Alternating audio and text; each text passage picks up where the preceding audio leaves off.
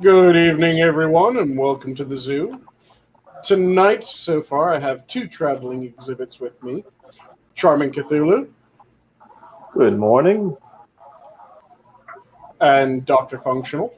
Good afternoon and good day, and if I don't see you later, have a good night. We might end up getting joined by two additional people. We'll have, potentially, Adam join us, as well as JenTMaxi. They both have the link, but they have yet to click and jump in yet.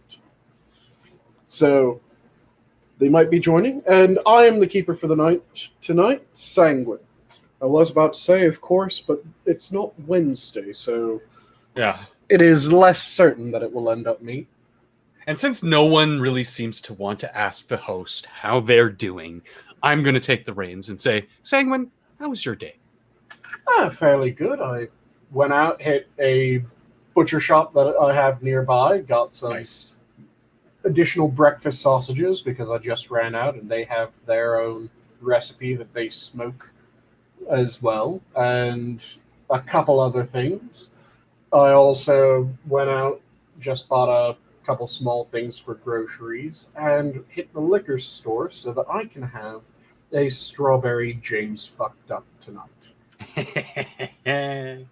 And I know you were explaining to us before the stream what the recipe is. Do you want to share the... Sure. So a James fucked up in its most basic form is a Boilermaker made with cider, and it's made with Jameson. So a Boilermaker being a beer and shot. Mm-hmm. The James fucked up is a shot of Jameson in a pint of cider. The thing that makes this a strawberry James fucked up is it's a standard cider, but the whiskey is whiskey that I use to preserve some strawberries that I vacuum sealed about a month ago. So, go ahead. I was just going to say, and when I heard you describing this in the pre-show, my jaw hit the ground because I'm like, I fucking want to try one of these. Oh, yeah. So It sounds so good. I've mentioned before that I got a chamber vacuum sealer. And with the chamber vacuum sealer, I've done a couple experiments. One of them was to figure out how well it can preserve strawberries. Mm-hmm. So I bought a good amount of strawberries. I had a quarter that were just in the refrigerator in the normal fashion. I had a quarter that I vacuum sealed and stuck in the refrigerator without anything else. I had a quarter of them that I stuck them in the vacuum seal bag, tossed in a couple fingers of Jameson, and then vacuum sealed them. And those I'm about to pop open tonight. And they have been in there for a bit over a month now. There's absolutely no mold or sign of decline in the state of the berries other than just because they've been in liquid, they're a little bit softer. Probably darkening a little bit too, but that's a really good sign that it got all the air out of there. Yeah, it's not really darkening. It's still brilliantly red, and in fact, if anything, it dyed the whiskey red. Oh, that's fantastic. Is rather cool. And then the final quarter were vacuum sealed, and they're currently in my freezer, and I'll probably pull those out sometime next month or the following to see how well those are preserved. Turn those into a nice strawberry daiquiri. Yep, but I'm excited to see how the whiskey strawberries turned out, and I'm just going to be kind of mashing them up and throwing them in to the cider, which is why it will become a strawberry James fucked up. And as I said, we will potentially be joined by Adam, and that potentiality has come to pass. Hello, Adam. So you got some whiskey strawberries, huh? Yes. I have strawberries that I've preserved in whiskey under vacuum. Yeah, sounds good. Yep. I'll take a PB&J of that. Oh my god, could you imagine? That is something I could do with that very easy. Bagel ever. But yeah, will be interesting to see how this drink turns out. It should be absolutely fucking delicious. And I'm just hand crushing the strawberries while they're still in the bag right now. Yeah, and if anybody hasn't ever had vacuum sealed preserved fruits, their sweetness gets super concentrated, and with a lot of berries especially, it doesn't overpower the taste of the berry. In fact, it magnifies the aroma and palate of it, so you get this just explosion of flavor and sweet and aroma of the berry. I've only really tried it with berries. I can't say I've ever tried it with things like tree fruit, like apricots or peaches or anything like that. Mm-hmm. Yeah, like I said, sounds like it would be good though. Oh yeah, for sure. Just with this chamber vacuum sealer, I had to play around with it to see, okay, new toy, what exactly can it do? Oh yeah, Elwin, the vacuum sealer. We vacuum sealed a couple of steaks. It was like 5 or 6 steaks, pads of butter, rosemary, all that stuff inside of them. Oh, you can keep them in the freezer for a long time as long as air doesn't hit it. You'd be surprised how long vacuum sealed stuff lasts, and it's awesome. Oh yeah, and if you could, oh god, that. Because I mean, like, what is the reaction? It is oxygen oxidizing the product. If you eliminate all the oxygen, it can effectively last a hell of a long time. That chuckling that you just heard from me was... What'd you do? I sliced open the bag with the whiskey strawberries, and a little bit of the juice got on my knife, so it's a clean knife. I licked the blade, and oh. That good, huh? It's amazing.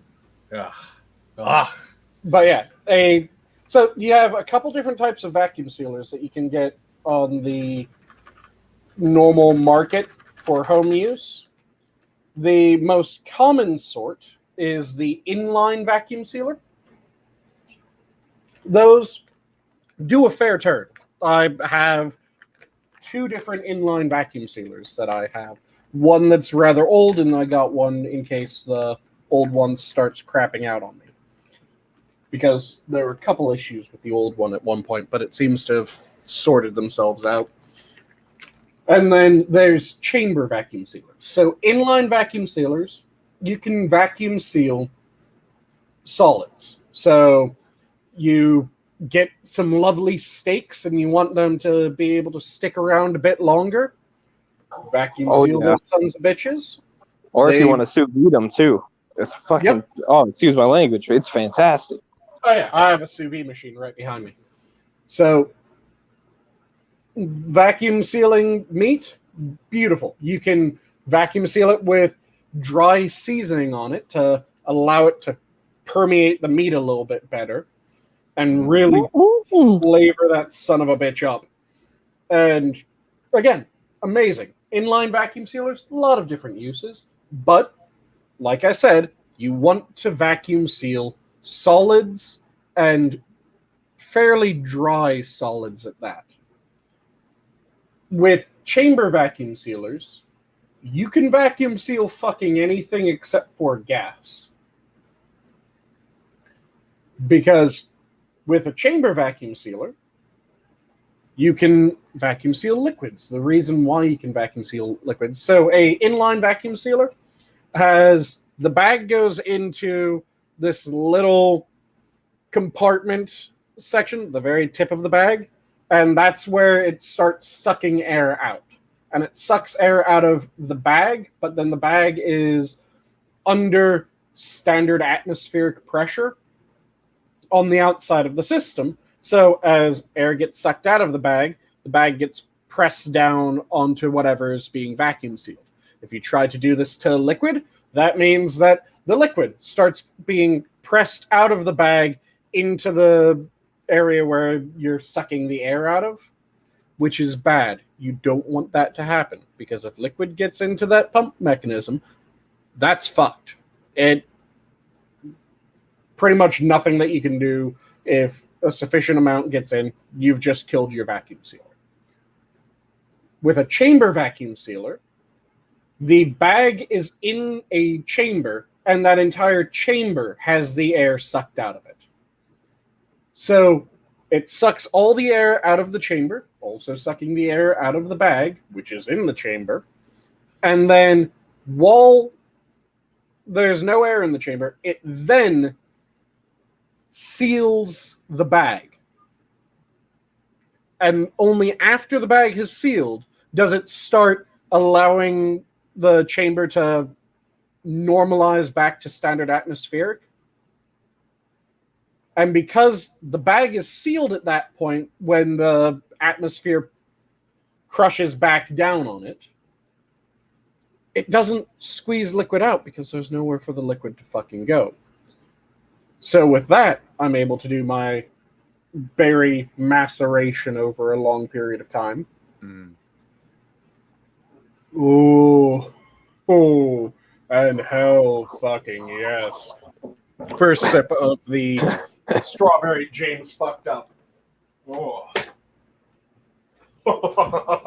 I'm like a pig in shit.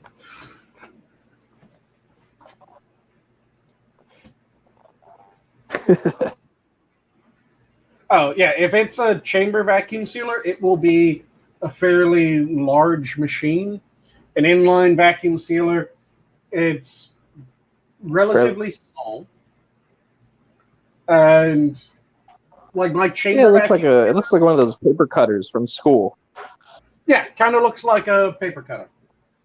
Only instead of the guillotine blade, it just the face of it hinges open so that you can stick the bag in. Mm-hmm. Yeah.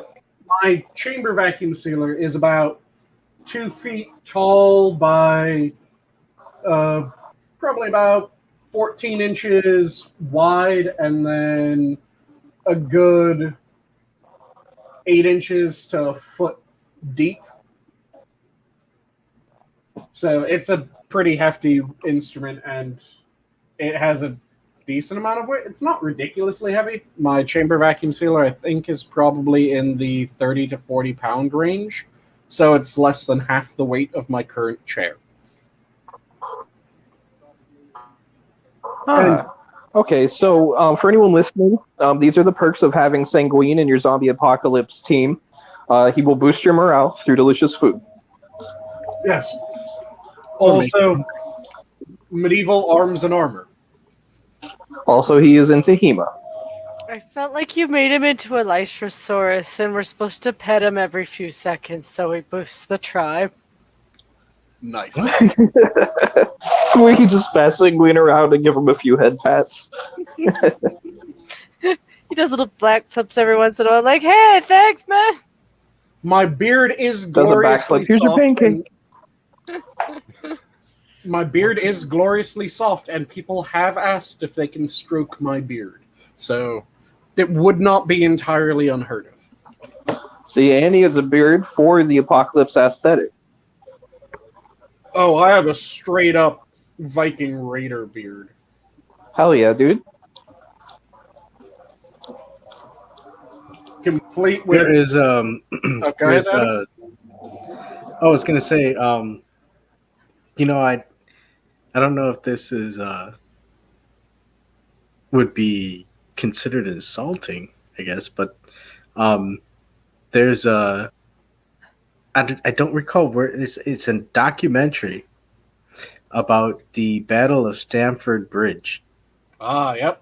And it's about a lone berserker who just held his own on a bridge with a battle axe. And I saw it I saw a long time ago in a video of Amaranth, I believe it's called. The band is called. It's a Viking band, and the song, dude. And I'm gonna butcher. I butchered the name of the band. I'm gonna butcher the name of the song, but it's the Valkyries of Vitriol. I want to say it is. I haven't been able to find the video again, but there is a video of this song, and then it's the Battle of Stamford Bridge, and you see the berserker just like nobody's getting through. And yeah, when I met Sanguine, that's the first. This motherfucker, dude, is he? Nice. Sanguine, the noble savage. Yeah, I have been described as one of our friends, one of our minions, describes me as a giant dwarf. That is, of course, Inquisitor was the one who came up with that description. Because if you picture a Tolkien dwarf and then you make them 6'1", yeah, that's pretty much me. Nice, I could okay. I going to Helm's, no, not Helm's Deep. The Mines of Moria.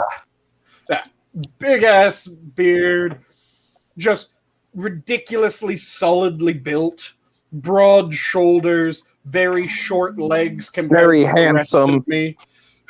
Large muscles. Yeah, but instead of mining, you do the cooking. Mm-hmm.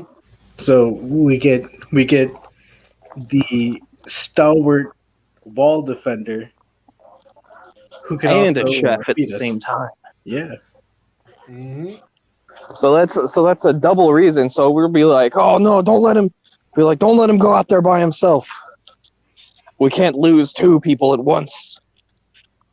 And yes, Mr. Yes, it was the battle between Harold Godwinson and Harold Hardrada, also Harold Godwinson's brother, Tostig, if I remember correctly.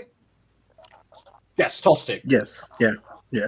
And it was the House Girls under the leadership of Harold Godwinson ended up not just routing the Norwegian force under Harold Hardrada and his brother Tostig, but he ended up being able to kill Hardrada, who is also known as the last Viking king. Mm-hmm. Mm-hmm. That's cool. Hey, And- look, we enjoy our history here at the zoo. For some of us. But yeah, fun history is racist. no. Oh, Yeah, we don't need that history. We can just do all the same things all the tyrants did in the past and have a different result this time. Real fill in the blank has never been tried before.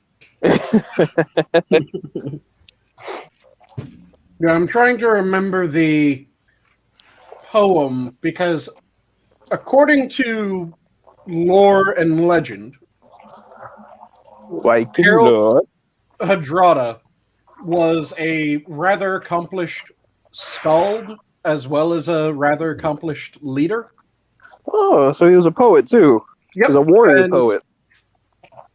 On the day of the battle, the day that he died, apparently they had been attacked at a time when they weren't expecting it, so he didn't have his full armor and kit on him. Yeah. So he grabbed his helmet, shoved his helmet on, grabbed his sword and shield, and rushed off to battle while just shouting this poet. And it was this poem, sorry, which another skald, who was one of his chosen men, then recorded after the battle because it was his king's final poem. Wow. Dude, I got goosebumps from that. Wait, are you going to say it? I'm trying to remember what it is off the top of my head, but I think I'm going to have to quickly look it up so that I can. Okay, so yep, I found the poem. So the poem that he apparently rattled off, translated into English, and This is a stylistic translation rather than a direct translation, so that it still Most kind good of translations are. Yeah. So hold on. Do you consider them general poets or poet generals? He was a poet king. But But yes, he Yeah, waka waka. I'm sorry. the translation of the poem reads, "We never kneel in battle before the storm of weapons and crouch behind our shields, so the noble lady told me. She told me once to carry my head high in battle, where swords seek to shatter the skulls of doomed warriors." nice, dude. That's very corn of him. Yeah. And like I said, according to lore, this was as he was effectively charging into battle. He just rambled off this line of poetry. Just like schools for the skull thrower. Yep. He goes off and dies. Hey, What a good warrior. if No, I'm just kidding. you did That's not absolutely commit badass. Yeah. great sin, Mm-hmm. I would not be here. Yeah, it was back when there was a tradition among Vikings, as well as it was a similar tradition among Celts, that the skalds and bards and poets, whatever term you want to use for them, were among the highest station of society. Well, hold on. Can I add to that? Go ahead. Because I agree. And I would like to add Neswa Koyoro. He is a Mesoamerican leader of Texcoco. He is one of the three parts of the Triple Alliance, which would have made up the Aztec Alliance around the 1500s when the Spaniards came up. Not sure if Nespa engaged with the Spaniards, but he was part of the Triple Alliance, as far as I'm aware. But he is regarded as far as the information that we have from it, he is regarded as a poet king. And his story is kind of like he was exiled, and then he got the aid of the Mexica or the Aztecs, and got power back in Texcoco, and they joined the Triple Alliance. But he was known for his poems, and while I know some of the poems, I'm not gonna I've butchered names already. That's all right. I'm not gonna try and indulge you with soured candies. It's not bad, man. I mean, you could just have me trying to say Quetzalcoatl, and go ahead, man. What's the gist of them though? Like, what were they written for? Well, he was in terms of what he did, he focused more on philosophy and the arts, as far as what we understand of him. It wasn't so much anything other than that. I mean, in terms of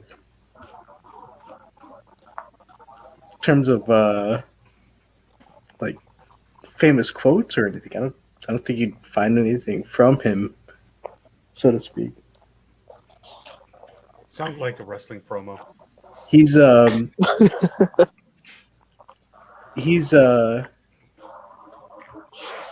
I said, it's because they look at what other people wrote about him. yeah. I mean, we only understand from like 3 codex. I think it's 3 codexes that were produced like decades after the conquest of Mesoamerica. So we don't have a very solid understanding of a lot of the shit that went down. Oh yeah. But when if we're looking at it, and this is the top layer of what they're telling us, this is what Nezwa Kyoto. He was the leader of Texcoco, and he had, like I said, he has a story. You know, the gist of it was, he had to reclaim his lineage, but he focused more on the arts and the poet, and there is poetry that you can find from him. You just gotta look it up, and you'll know his image because it's like it's one of those, like when you look up Aztec images, you'll see his. Yeah. So it's like one of those things. Again, I think that brings an interesting question, right? It's how important has art been throughout history? Because there have been some new theories popping up about cave paintings and the like, that the cave paintings that we find of, the stick figures hunting a woolly mammoth or bison, whatever the animal is portrayed, or fighting off a predator like a cat or a giant snake, there are now theories saying that they're not recording events that happened, but they're painting what they want to happen or what they wish to happen. And so I find that really interesting, because that's kind of, when we look at different things, and we've had this conversation before about architecture and how art progresses society. But it's often thought like, well, was art an invention? Is that technology? When a community or civilization starts producing art or culture, does that mean that they're moving up a step? Or is that something that's just imbued within all society and that will always happen? It's definitely indicative of a higher brain function than most animals. Hold on. Really quick, I want to, just because it's okay. We have like a slight glimmer in this answer in terms of like Pompeii, so we can see where society would have what we would call, I guess, graffiti and like just societal like just like expressions plastered on the walls, and it's preserved. So we get a slight glimpse into what they might have done back in the day, but ultimately, I mean, I don't know. I think it ultimately depends on how society as a whole views how they would express themselves entirely. Because I mean, we have a whole Dark Ages and Middle Ages and fall of the Bronze Ages, like where normal, regular people aren't portraying anything. So what would be the need to construct? You have to take into I forgot account. Jen's still here. I know, Adam. You have to take into account that back in the day, there was a time period where certain rulers made it a thing to kind of destroy that kind of shit. Like. Whoa! Don't even get me started. Don't get me started on like the burning of Alexandria. Oh my goodness! Why did you? Well, it's not. It's That's not the heartbreaking. only time it's happened. It's just it's happened multiple times. So like, there are periods where there probably was more art. It's gone. And even a modern example, not to cut you off, Sanguine, but just real fast before we move past it. A great modern example is you look at the USSR with Stalin. He had a realist. He did not like degenerate art. and degenerate was under his term. And that's what happens when you get an all-knowing, all-ruling dictator. But even Hitler had the same thing where they only allowed art that reflected real life. But at the same time, Hitler actually held underground art shows that went against the grain of what art was supposed to be doing, because he thought, well, if there's going to be a black market, I want my grubby little hands in it. And when it comes to art, and I'm including spoken art as well as produced art, so paintings, sculpture, all that, it really is, to a certain degree, almost on par with the written word, to my mind, because it can be used in a score of different ways, just like the written word. It can be used to be beautiful. No, I was gonna say, like, you could, and then all of a sudden you see depictions of ancient battles of Roman history, and they're all wearing. That's what I was going okay, to. Okay, I'm gonna mute. I'm sorry. Oh, no worries. I was about to go into that as well, because I was going to say that it can be used just to beautify something. That happens all the time with art, and that happens with the spoken and sung art as well, where sometimes a song is just meant to be pretty. Sometimes a poem really comes down to it's beautiful. And, well, what does it mean on a deeper level? Well, 'twas brillig and the slithy toes did go and gimble in the way, while mimsy were the borogoves and the mome wraths outgrave, is not something that you're going to get a massive, deep meaning from that changes the world. It isn't communicating a history or a thought. It is something that is beautiful to the ear to hear. And you get art that's beautiful to the eyes, and that is the sum total of it. When you're looking at an amazing still life of this beautiful bouquet, the art's just beautiful. It isn't really communicating something important. It isn't communicating history. It isn't communicating an ideal of what things were. And then you have statuary. For instance, if you look at the Grecian statuary versus early Roman statuary, Grecian statuary was effectively idealized versions of their subjects. So when you're looking at the statue of a Grecian leader, that leader will not have wrinkles upon his face. He will not have pock marks.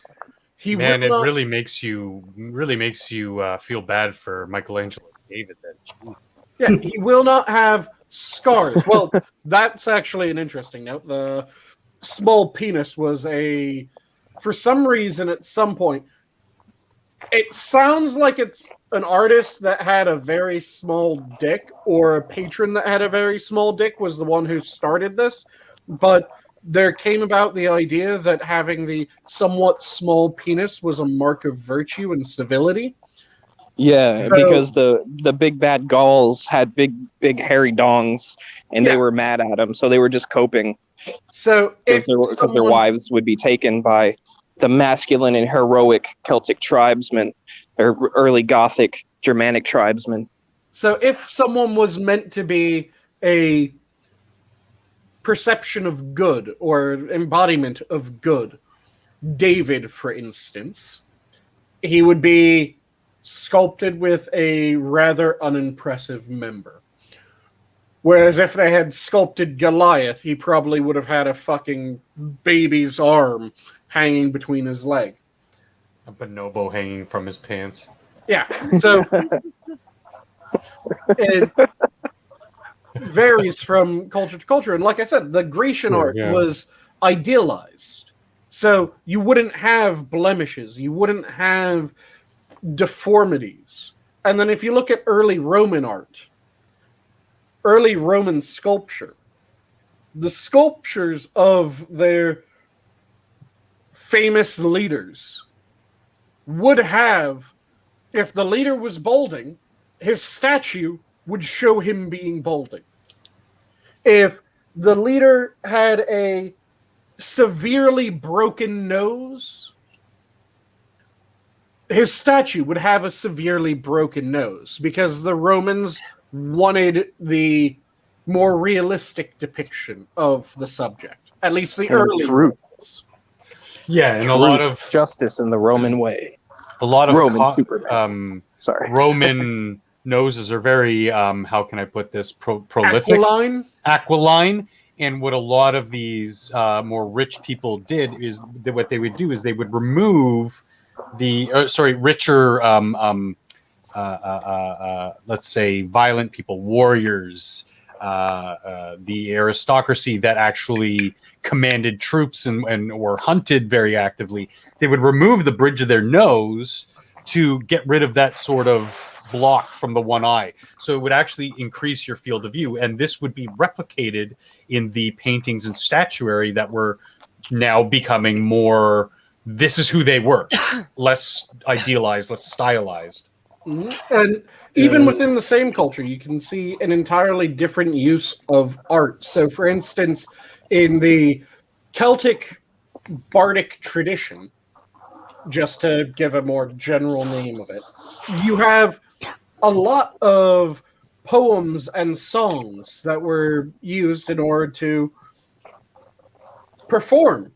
And some of these fall into a variety of different categories. So one of the categories that a lot of people name are naming songs, or songs of names, poems of names.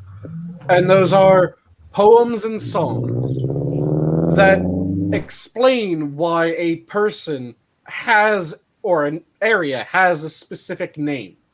So why is the Hill of Three Heads called the Hill of Three Heads? Well, let me tell you a little song. Exactly. And then you had the Songs of Places. And the Songs of Places were extremely beautiful songs, but when you really break them down into what they meant, it would be like, well, you see, there's County Wicklow, and County Wicklow is this distance from this county, and if you travel from this area of County Wicklow to this area, you pass these natural features in the landscape, and you pass these other towns. They're literally just direction. Maps. It's early map quest. Yeah, it is sung maps. That is what Songs of Places were. They if would you've be gone to the waterfall, you have gone too far. Effectively. So it was explaining the entire scope and geography of a region in song form. And they were absolutely beautiful songs, but if you wanted to translate them in the most boring manner, then it would be reading effectively the atlas entry, because some atlases not only have the picture, but then have this blurb about the natural sights and shit like that. Yeah. So it'd be reading the atlas entry and the fucking atlas legend about an area. That would be what the Songs of Places were, in the most boring translation, but they're beautiful songs to hear. And then you had the songs that were imparting histories. So you had genealogical songs, for instance, which would trace back the, let's just say, the current High King, for instance. And it would look at the current High King, and it would trace back who his father was, who his father's father was, and it would trace back for generations. And you see this in written works as well that were previously oral works. So in the Torah and the Bible, there's large swaths of each that are, and Jessup begat so and so, who begat so and so, who begat. Yeah, like the early books of the Old Testament, where it describes the linealogy, keeping track of names. Yeah, where it's just the genealogy of people. And you can have a bunch of different uses for the written word, a bunch of different uses for art, and you get a bunch of different reasons in the physical art as well, because you have some paintings that were meant to impart, this is what this shit looked like. This is exactly what this shit looked like. And that's all this is. You have other works that were meant to be the idealized versions. You have other works that tell an entire goddamn story. Like there's the... what is it? It's the marriage of Strongbow and Idifa, or is it Ashling? Let me quickly double check. But while you're checking that, like you're right, art is just a tool. It's basically then enacting memetics. It can be educational, historical, just pure entertaining, combinations of them, because as we look at these periods of art history, with their intent, there was no intent to give us a historical significance around those times. But now, hundreds of years later, we can look at the period as a whole from many different artists and say, yeah, we can kind of get an idea of what was going on culturally, historically, societally, governmentally, between different nations, even though that may not have been the intent of most of the artwork. Okay. Yes, Studied art. we can look at the image that was depicted of the Battle of Megiddo, or Megiddo, and realize that might not be an exact depiction of the battle that happened. No, that's why I again, say it's memetics. again, It's more of trying to tell a... Well, this is But the thing. but the whole idea is that the battle did happen, I guess. The battle happened, and we have to take, because again, hey, the victor writes, the Of course, history. yeah. So History is written by the victors, yeah. Yeah, like I was saying, Adam, it's a tool to be used for many different... One of the many uses that they've, in recent human history have found is it's great propaganda. Oh, 100%. You can you as the victor, you can paint yourself in a better light. Yeah, there we go. And we can see exactly that playing out with what happened recently, and we can't even talk about it, but that's clearly a performance. That's clearly art saying something happened, that a lot of people that disagree scene was with. just very, very sad. Very, very sad. Oh, yeah.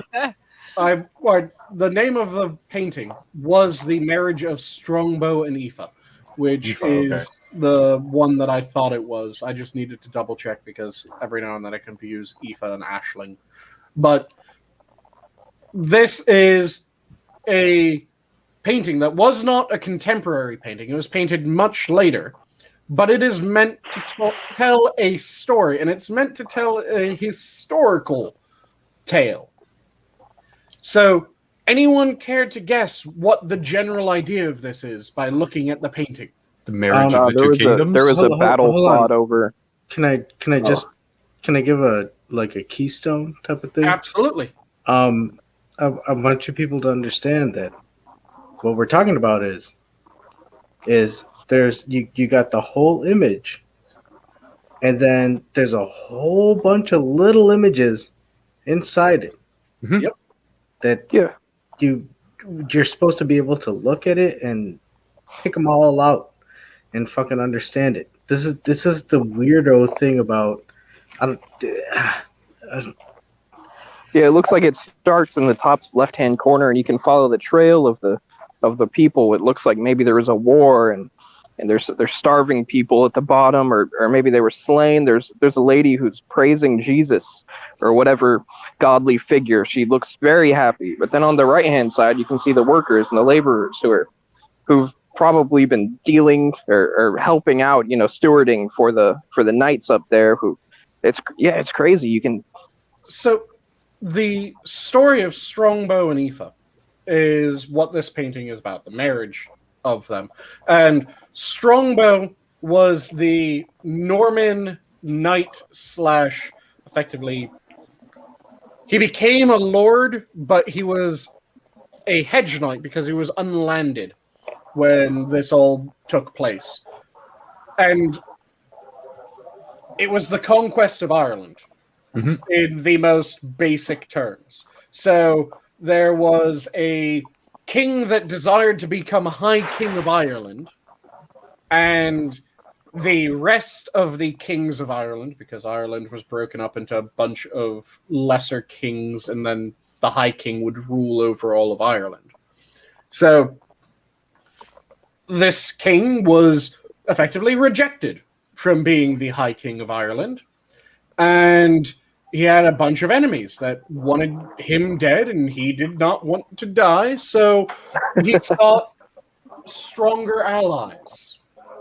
And in this bottom right corner, where you see the men with spears and axes and Savages. metal helmets, but not full metal cuirasses or No chain chainmail. Insignia.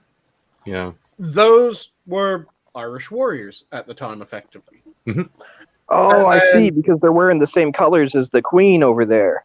As The one guy, They're yeah. being subjugated, yeah. and then Well, you if see- you notice, he's carrying the banner. yep, So you he's see the banner carrier. He would be marked. Everybody else in the Irish horde would just be like that one guy in the very corner with the axe.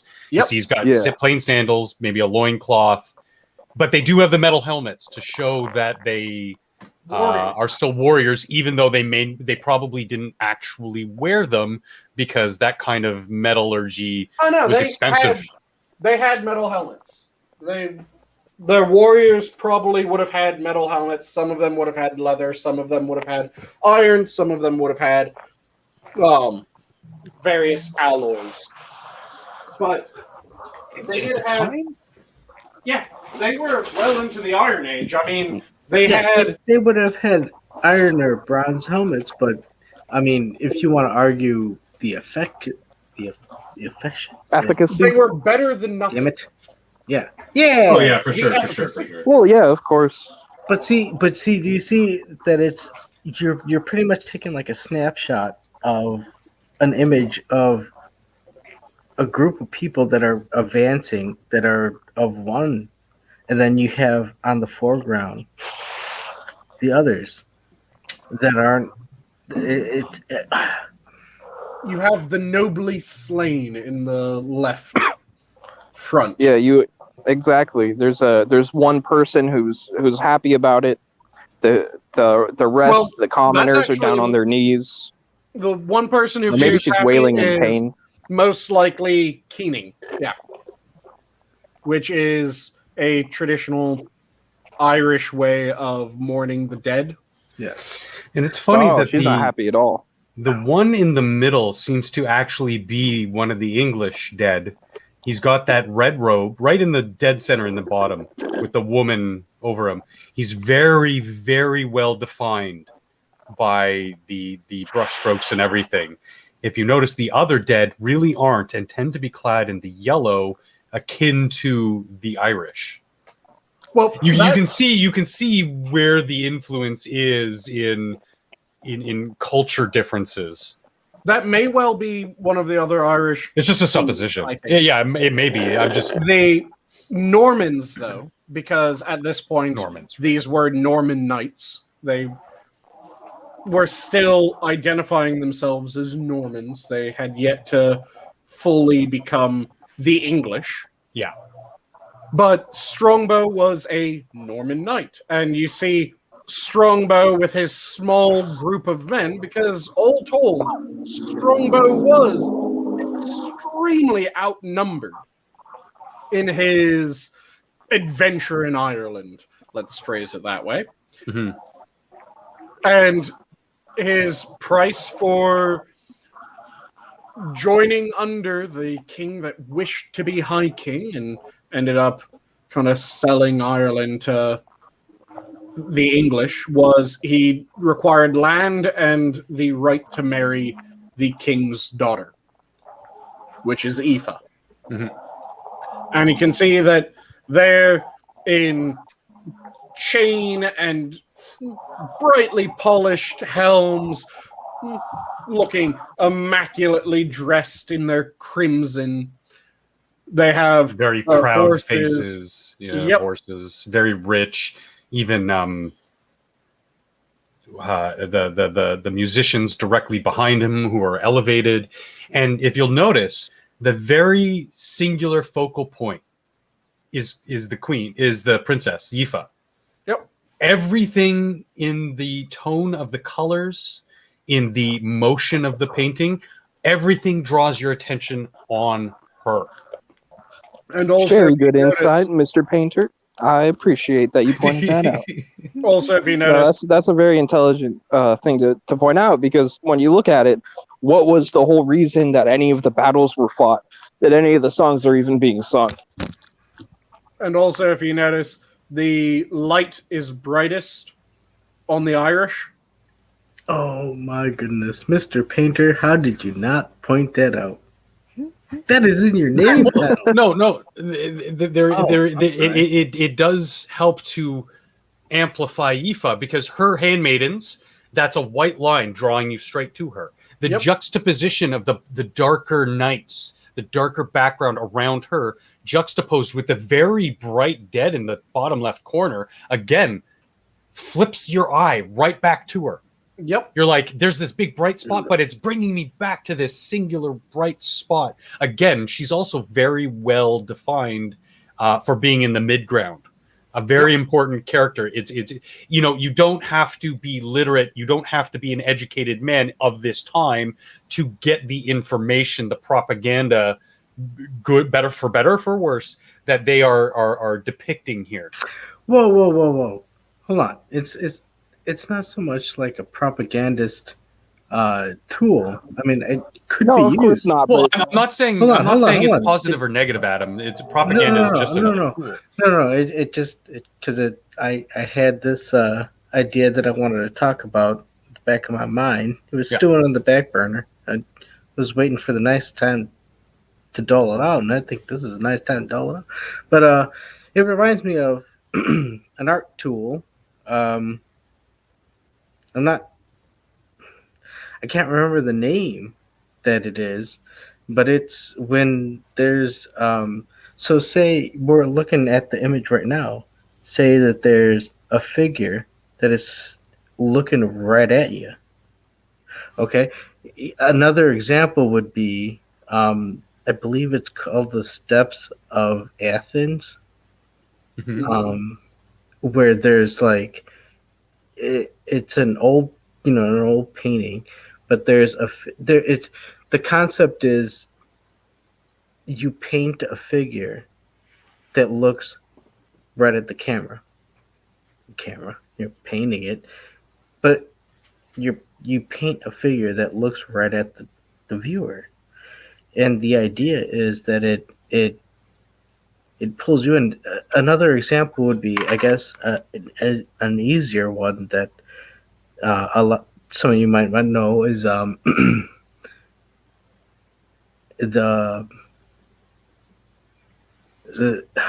I can't even remember the name. It's the park. The park. You know the park painting. there's the lady sitting on the towel. Yeah. The Sunday afternoon on the island of Legrand, John? Dude, well, if that's the name, that's the name. Syrah. I'm horrible with names and dates. The dot painting, effectively. The one I that's think- done in a bunch of different, very small dots that when you look at painting as Pointillism. a whole. No, well, yeah. I think it's stipulated, but yeah, no, it's an image of a park. Yeah, image. that's right. But it was in Ferris Bueller's Day Off, and there's someone that Cameron, kind of has a, Moment. when he, when he's looking at that little girl, that idea is the point of that art point is like you paint somebody looking right at you, and it doesn't have to be right in the center. It doesn't have to. It's just. It's one of those things where it's like you do it to it's a weird. I can't explain it. I was told about this. Do you want an explanation? Because I know what I think I know what you're getting at. It's the signaler of the divine. So typically you'll have a representation of God, be it Jesus or a holy man, a priest, or a woman, a child, signifying innocence, the innocence of man, which is also part of the divine. I don't know if that's what you're trying to allude to. That might have been it. I mean, again, I don't know. To be honest, Because there's no clear answer, Adam. Though that's just theory. Well, because we can't go back in time and ask these people. Well, no, because I learned this when I was in college, in art school, but I didn't finish art school. So I mean, a lot of my information from it is coming from. I went there for 2 years, and I was like, "Fuck you, I'm punk." And yeah. Hell yeah, I gotta respect that. It was we were in the anti-war stuff, so 9/11. Yeah. So listen, that's how. Damn, we are old. I know, right? It's like thinking about how old Lion King is and all that shit. Holy shit! No, oh my god, I was in Joseph, and oh my god. Okay, you or know what? The PS2 is 20 years old. Okay. Wait, what? Who's PS? The PS2 is 20 years old. Oh shit! And that spread the DVD player, bro. Yep. Wow. But yeah, I think I know what you're talking about by the steps of Athens. The steps of Athens. Yes. And then there's that one lady who's looking at you. Yes. Okay, I'm looking at the picture now. The bottom left, she's clad in all white. And she's looking straight and she's the at you. Only person in the picture looking right at the viewer. Everybody else is doing something else. But they're going on with their day and it's the idea that it's kind of like a Deadpool type of thing where it breaks the third wall. Is it third wall? Fourth wall. Fourth wall. Yes. But it's I don't know. That's why I love this art, because so much information can be conveyed and you don't have to say nothing. Oh, sorry, School of Athens. School of Athens. Yeah, well, dust in the wind. Socrates.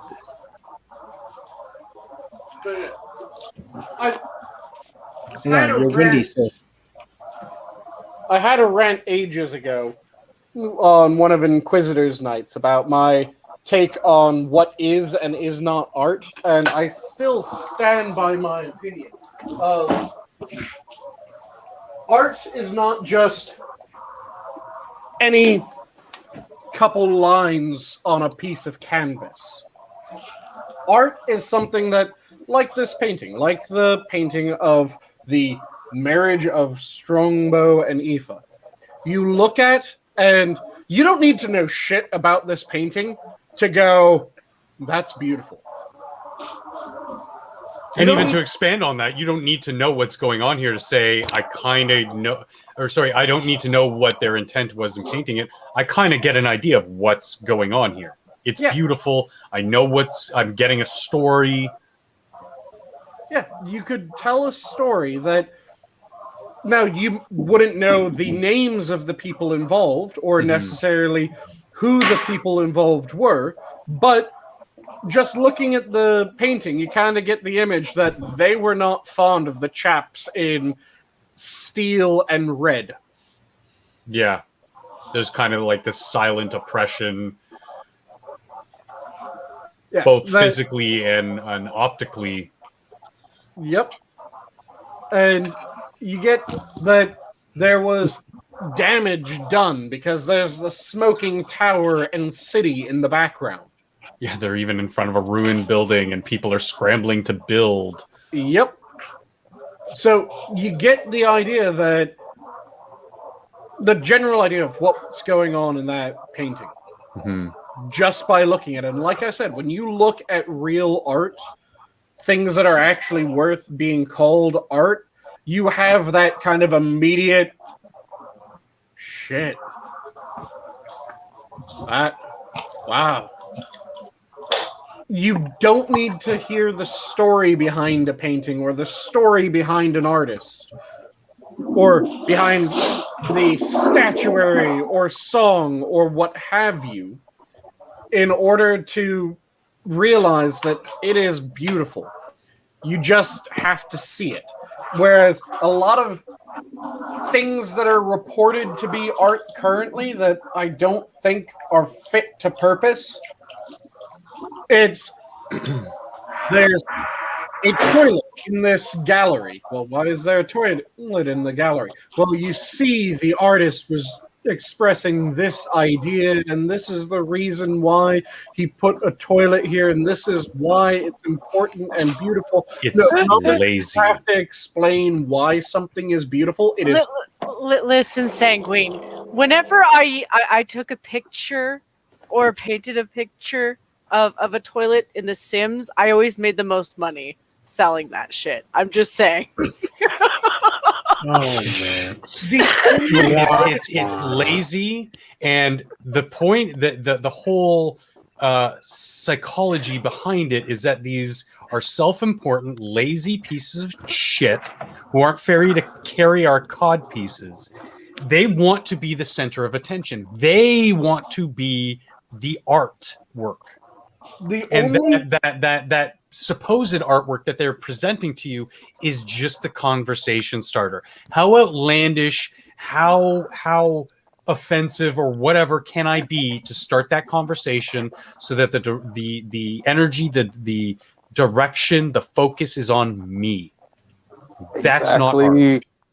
The only art on display when you're talking about a large chunk of modern art, to my mind, is the artistry in the sales approach. Because I'm sorry, you have to be an absolute fucking artist when it comes to selling something. To get someone to pay a couple $1,000, well, shit, not even a couple $1,000. Try a couple $100,000 for a banana duct taped to a wall. For a banana duct taped to a wall. Yeah. Dude, it's hard enough to get people to shell out $5 to on a reserved game, so that way that your store stays open. Yeah, right. Then try getting people to buy a GPG or a warranty on anything, man. Dude, that takes skill, and it helps if you're a pretty girl, because they're like, oh, pretty girls don't know video games. I'll buy it and show them the truth.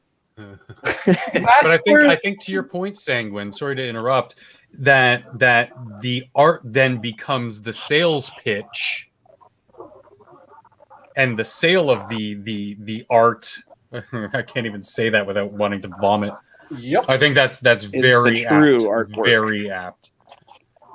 And someone like a Warhol was even, memeing on everybody by saying, yeah, that's how modern art is shaping up to be. That's why I was a fan of Warhol, because he kind of stuck it back into the faces of these modern artists who were just lazy, self-aggrandizing, useless shitbags. But they were now running BLM. Fucking point. Because people looked at Warhol's art, and rather than going, that's funny. Yeah. Which is the response that it seemed like he really wanted to get. It seemed like he really wanted to get, hey, I'll sell you this painting of 4 Campbell's cans. And for someone to go, wait. It's beautiful. That's the art you're selling me? Yeah, I'll sell you this. And then let me put it to you this way: the taxidermy shit that they used to do back in the day, like the fox shit and all that, that's more artistic than the stuff they do nowadays. Because at least it expressed something, and it was funny. Oh my God! Are you talking about the one of it's like 2 frogs fighting or like stabbing each other or something, or like 2 rats? Yeah. Have you seen that one? Oh, it's so good. There's a whole series of them. Sanguine, could you pull up a taxidermy small animals fighting? You might be able to find it. They're like fencing, and like one stabs the other one. It's so good. Let me quickly find it. And so sorry, before we diverted, you were going to say something though, Sanguine. It's the only artistry in that is the artistry of the sale. And Yeah. it drives me crazy. Because really, a good chunk of art now just seems to come down to someone wanted a tax write-off. You're not wrong. I bought art. Because you pay an artist for a work of art, and then they produce absolute shit. That's how you launder money, dude. These people aren't actual artists. They're just the ones who are doing like weird wet work shit, probably like hitmen or something, and for the people who pay them the money. And then they're just like, okay, here's a blue square, $20 million for the hit. Oh my God, dude, Sanguine, you just blew my mind. You're absolutely right, Cthulhu. Historically, there have been points where large laundering schemes have happened through the art world. Oh, guaranteed. It's proven. I've said it before that's where a lot of the really shit art comes from. Mm-hmm.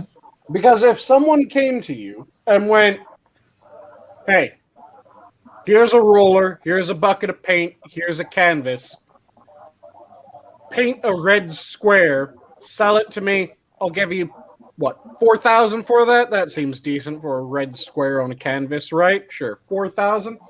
Beautiful. They get that from you. They then go to one of the people that insures a work of art.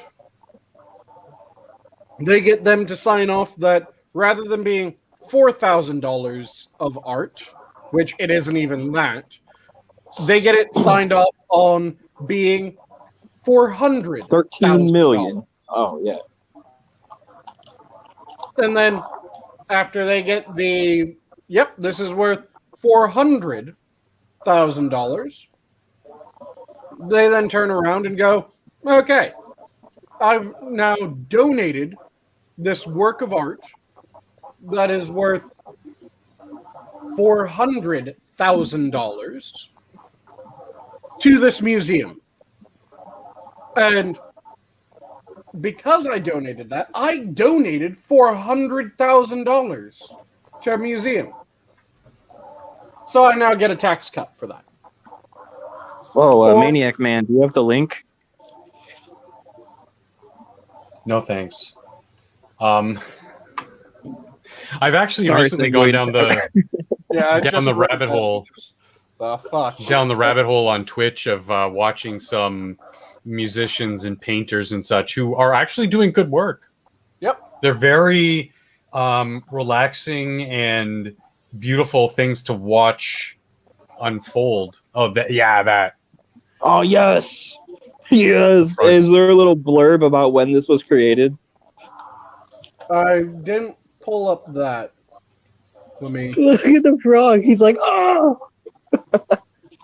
Oh, Sacre bleu! You have stabbed me through the heart.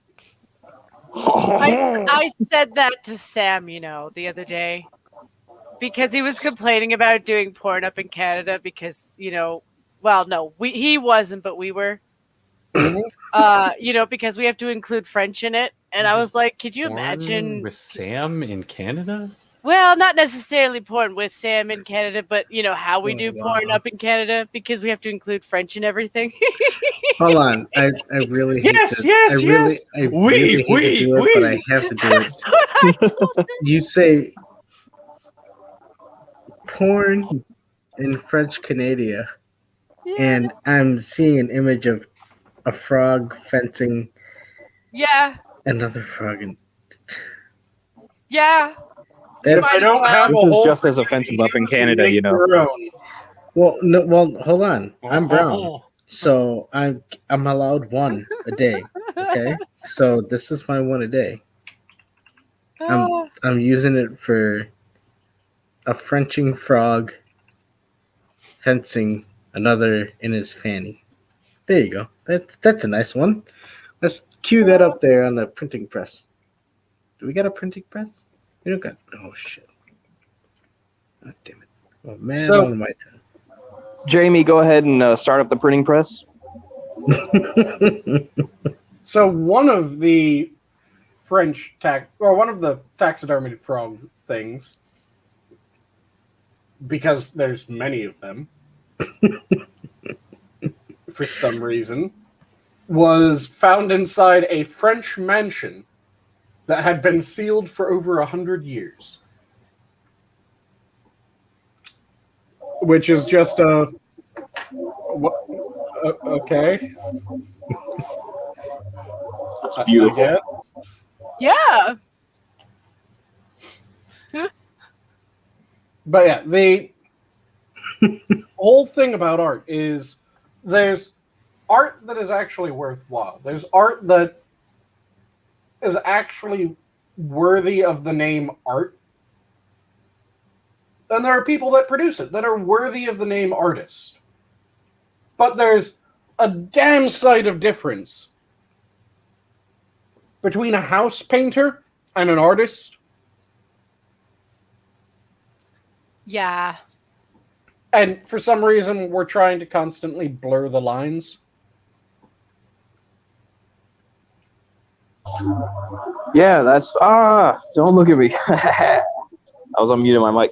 But yeah, no, like that's totally part of today's culture too. And even stuff like YouTube, stuff like even Facebook, it's just a popularity contest.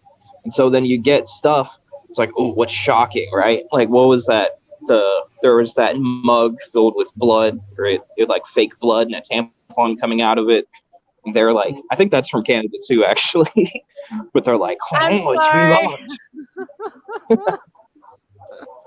Or the dude who shoves effectively paintballs up his ass and shits them out onto canvas. Oh boy. Or the other I'm not dude apologizing for that one. who swallows paint and then has diarrhea on canvases.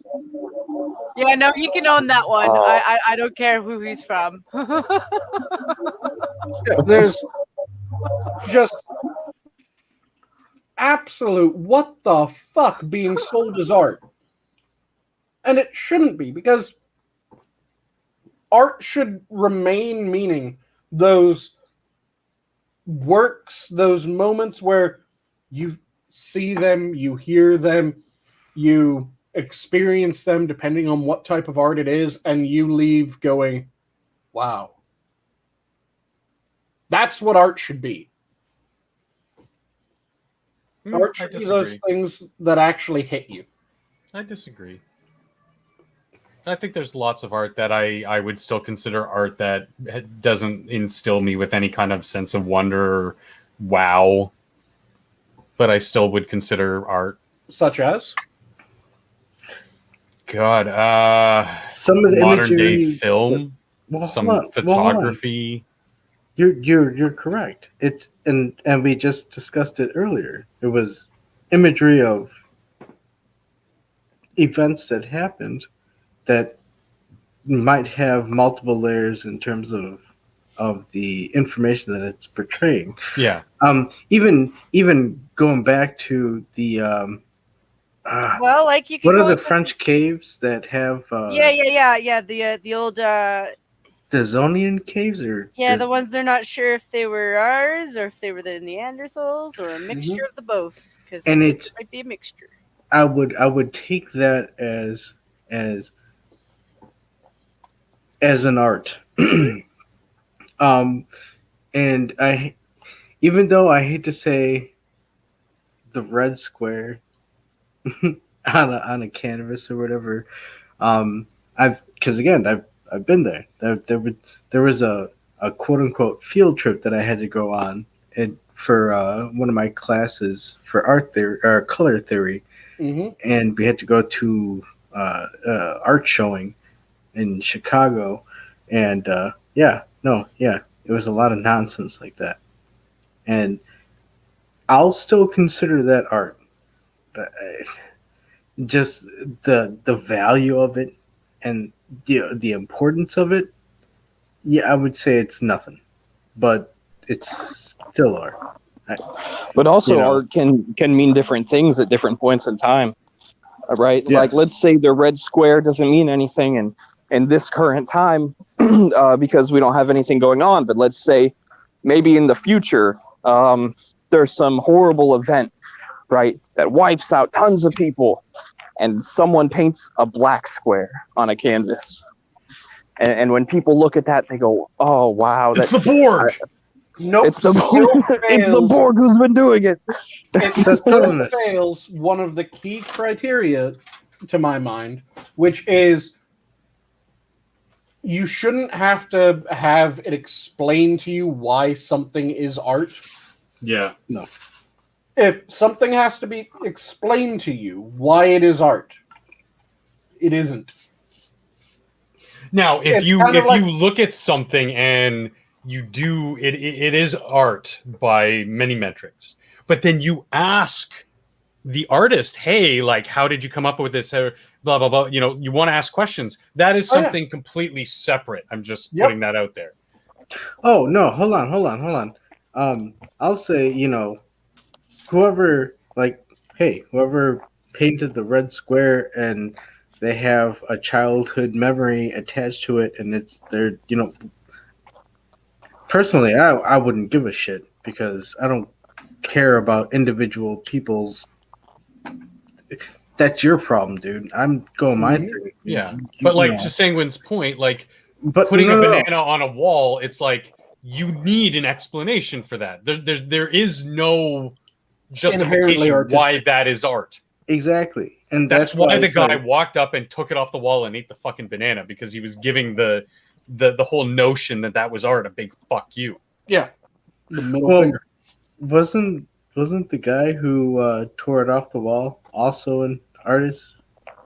Yes, but he wasn't the artist of that installation. No, but it's just at that point it's well, no, Adam, because he was educated on art. He had a background in education of the fine arts, so he knew the purpose.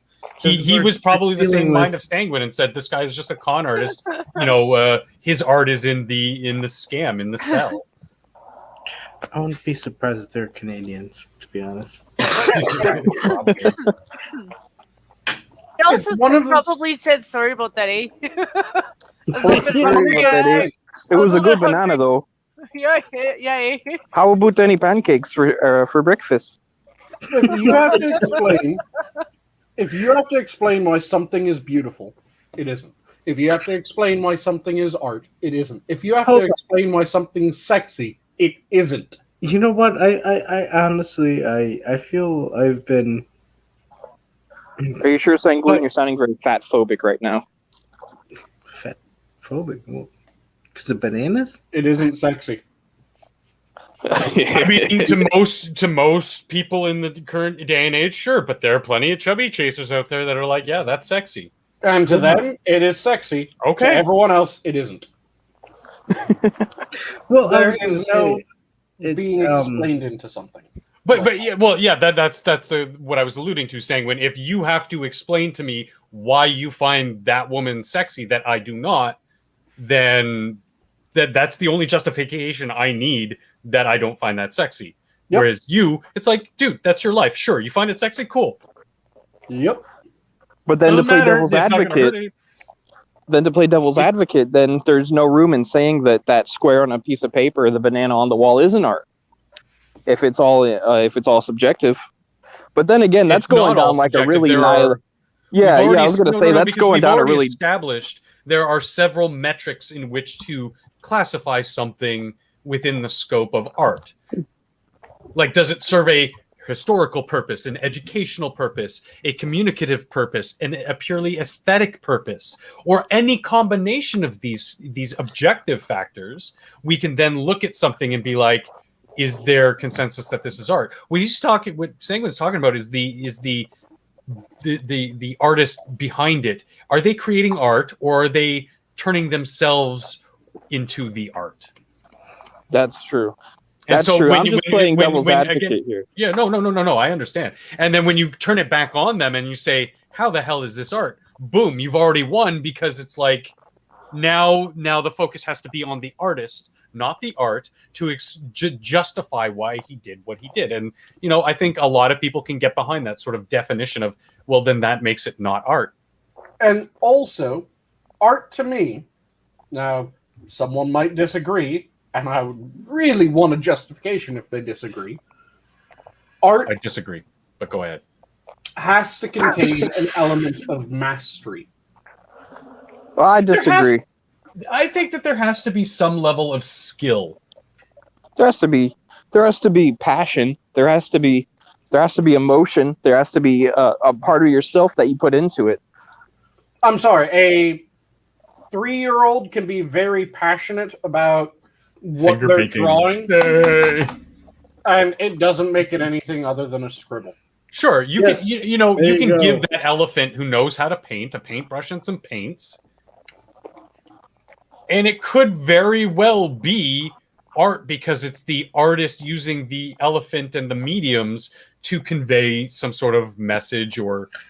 But if you just run across it's a red square on a fucking canvas. Yep. that's exactly where we run across the. why? Because the elephant can still paint a house with an elephant standing what the outside of it. Fuck does it matter if there's no story behind it? If there's no substance behind it, it's just a red square on a fucking canvas. Yeah, but let's say you that's didn't the know. red square. That's the red square. I'm literally talking about an elephant who paints, then very pictures of simple other elephants, pictures yeah. of And then other elephants, houses, people, his trainer, and I think that can still be considered art, even though there's no real direct Meaning behind messaging it. other than Yeah. it's something It of a wouldn't be- novelty. I wouldn't say it's art. Maybe. It's talent because you managed to Definitely get an don't count. elephant to paint a red square. And at best, I would say that it is pachyderm art, not human art. Sure, yeah. That is the closest that I will concede to that point. But then you can go down another step in the lens of you look at it and you don't know the story behind it, but you see there's an Is elephant there a there, story behind it? and the elephant's there on the painting, and maybe the elephant looks a little sad, right? And maybe the house behind it isn't the best drawn house. Maybe it looks like it's falling apart, but maybe that's just how the elephant painted it, right? Without knowing that an elephant painted it, you can still gain introspection and have thoughts about the art. And when you find it out, does finding out that the elephant painted it You're picturing nullify an the art entirely value? different. Or You're picturing an entirely different result of an elephant painting a house. but the Then paintings I- are really good, though. See, if the painting is good in and of itself, then that meets my. You walk in and you see, wow.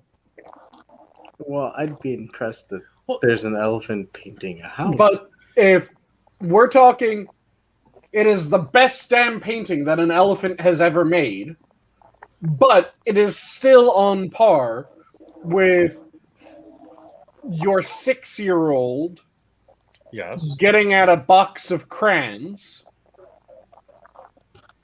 It's not art. No, but it is because it does meet one of the criteria of it is informational, historical, because maybe in 100 years, people will look back and be like, hey, that's when we started actually learning that some of these other species that we share the planet with do have higher brain function. because that is now going for outside information. Can it be considered a... But that's the same thing. But that's the same out. hold on. But that's the Because same outside information that we Hold gathered on, from the because- other painting that we looked at originally. No, because I mean, we that didn't is look at the frogs fencing and go, "Oh, no, frogs no, used to fence Cthulhu, 100 because years there ago." was an aesthetic component to the painting. Wasn't there a recent? But there's like, also an aesthetic news component to article, the and I elephants. hope it Sorry, was- Adam. No. I swear I saw like a news article, and I hope it was a goof article, right? Like an Onion thing, where they were showing monkeys Planet of the Apes, and they're enjoying it so much that they're now learning to use tools. And it's like, yeah, but we've also seen, outside of that goof thing, monkeys are using tools. Yeah, they are. What happens when they start or fucking story. writing art But- and pinning Yes, squares? See, that's the what thing. we're gonna That's do. the thing when it comes down What to is it? If I need outside information when looking at it, it isn't artistic to me. So in the example of the elephant painting a picture, if I have to know that an elephant painted that in order for it to be impressive, it isn't. No, yeah.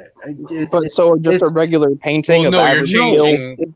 skill. You're changing it to be impressive. It doesn't have to be impressive. No, To you personally, it's on not a an subjective impressive level, Let me use a different way then. If in order for me to think that it is artistic, which even knowing that it's an elephant painting it, unless it's something that I view as artistic, regardless of that, it isn't artistic due to my definition of artistic, where I do, if it needs to be explained why, it isn't. And if it needs to be known that it is painted by an elephant for you to view it as art, you're impressed that an elephant painted it, it is not art. Because that is the same as, well, you see, this smear on this canvas was painted by a man from India who has no legs and no arms. So what he has to do in order to make his artwork is... Oh, What was that? It sounds like he was near a racetrack. What Yeah. you have to take into account when you're viewing this work is you have to remember that this poor Indian painter, the way that he has to produce it is he gets a trough of paint and he rolls around in it, and then he rolls around on the canvas. And this is the best work he's ever produced. I'm sorry, that is not art. That is an interesting side story. Yeah. But here's the difference, though. Like, we're talking about like an actual, like, this elephant actually paints, and he paints decently well. Like, we're talking about a real example, though, and the efficacy So of that. we're talking about a real example. It's a stick figure house and a stick figure elephant. Bro, if you can catch me an It's elephant, a little bit better than just stick figure paints. Like, not that much. Not that much, but it is. And I will say, I have met 6-year-olds or around those ages who can do paintings like the one, like, not full-on paintings like Starry Night, but and they use the same techniques, web toes and shit. So in their finger paintings. But Sanguine, to your point, that is showing, and I would consider some of that art compared to the other finger paintings that are just very juvenile, with good reason. They're done by juveniles. But I would look at something like that, say art, because I have that background knowledge that is very advanced for someone of their maturity. See, this is where if I were to look at it by itself, I'm just saying that there's an exception. I would tend to agree with you, except for these exceptions to the rule, where I would still look at that and be like, wow, that's incredible. Like a 6-year-old getting tones and shapes. The face looks like garbage. Their mother, their teacher or something, it looked like garbage. It looked like Dolly that somebody fucking vomited all over. But knowing that it was a 6-year-old that did this with finger paints, I was like, wow, they have this conception of light and tone and shape that is well beyond their years. See, that's where we differ drastically, because I would go, that is extremely impressive.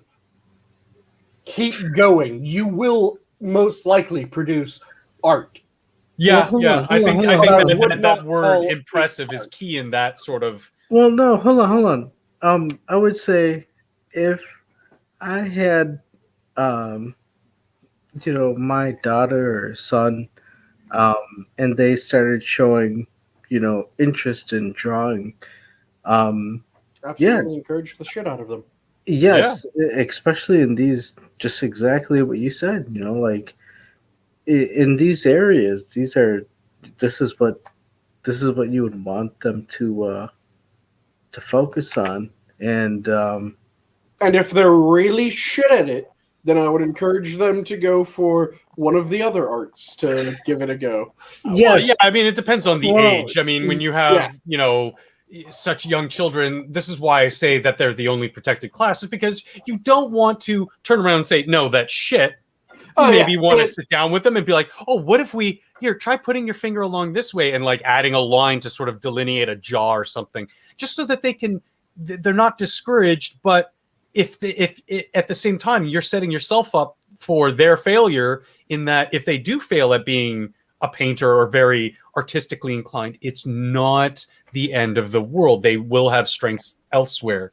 Oh yeah, and it's absolutely something that I wouldn't tell a 2-year-old that got into a thing of paints. You're really shit at this. Here's a trumpet. But if they are, hold on, what age do you guys think? Because honestly, like children, pre-tween. I mean, I don't know. I kind of think I don't really have a lot of experience with this. As far as I'm at, I have 2 nieces. One's an older teen, and the other one's 4. And well, I'll tell you, Mr. Adam, and around the teen years is when you have to start administering doses of venom so that they become inoculated later in life. In reality, you have to say, okay, maybe this painting thing isn't working out for you. Talk to me. Let's talk about this. What are other possibilities for vocation or artistic interests that maybe you might flourish at, and be that supportive parent, but still giving some doses of reality. You're not going to turn around just one day and say you're shit. Yeah. I mean, I would hope so. I would hope not, because then you would be a terrible That's not art. It would be you have a lovely voice. Have you thought of singing? When they're in their teen years and you're going, your 5-year-old siblings producing more capable works. I mean, really interact or an elephant that much, so at this most elephant I'm like, plays hey, the piano better lock than the you. door, shit. That's. I mean, at most, with the 4-year-old, I just don't want her to get, Oh yeah, I wouldn't be doing it at 4 years old. I would be encouraging them to explore everything at 4 years old. So Yeah. Speaking about artwork, I'm sorry, I'm not meaning to interrupt you, but it's like, okay, listen. There are people who design games, right? Yep. I'm mass spamming my Fiomia with stimberries. Somebody drew the shit in this game, all right? Not everything is considered art. Yeah. And that's the thing, that there's do we works of animation that I would consider absolutely beautiful artworks. Oh yeah, for sure. There are other works of animation that I consider just animation. There's a difference between make it less than commodity. art, though. There's a difference between commodity as absolutely. art and art as a commodity. Two very different things. They're interrelated sometimes, but they're very different. There are movies that I would consider works of art. Like Justice League. No. I'm fucking with you. Like Seven Samurai. Have any of you seen Seven Samurai? Yeah, of course. Yeah. That movie is fucking amazing. It is a beautiful goddamn movie.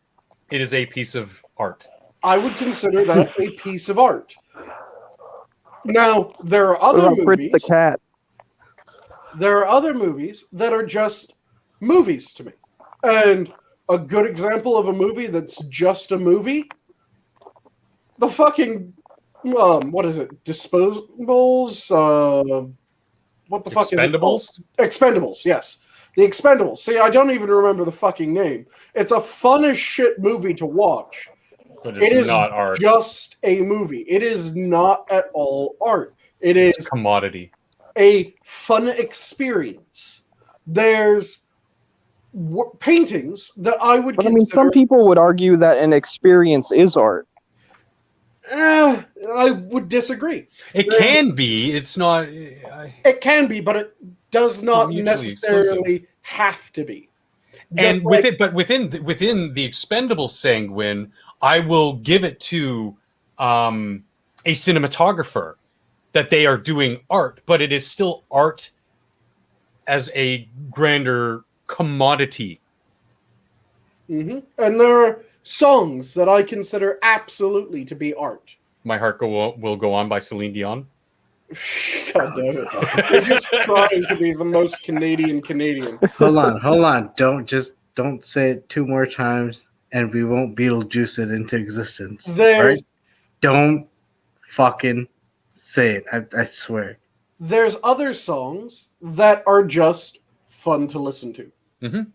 And I don't, by any stretch of the imagination, coming straight from the underground. Like, I'm not going to say that I've got a lovely bunch of coconuts. Hiddly-dee. They are standing in a row. 1, 2, 3, 4. Big ones, small ones, some as big as your head.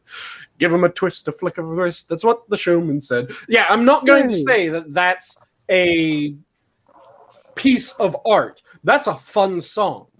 That is like Beethoven's Ninth is just a piece of auditory art. Pachelbel's Canon is absolutely beautiful.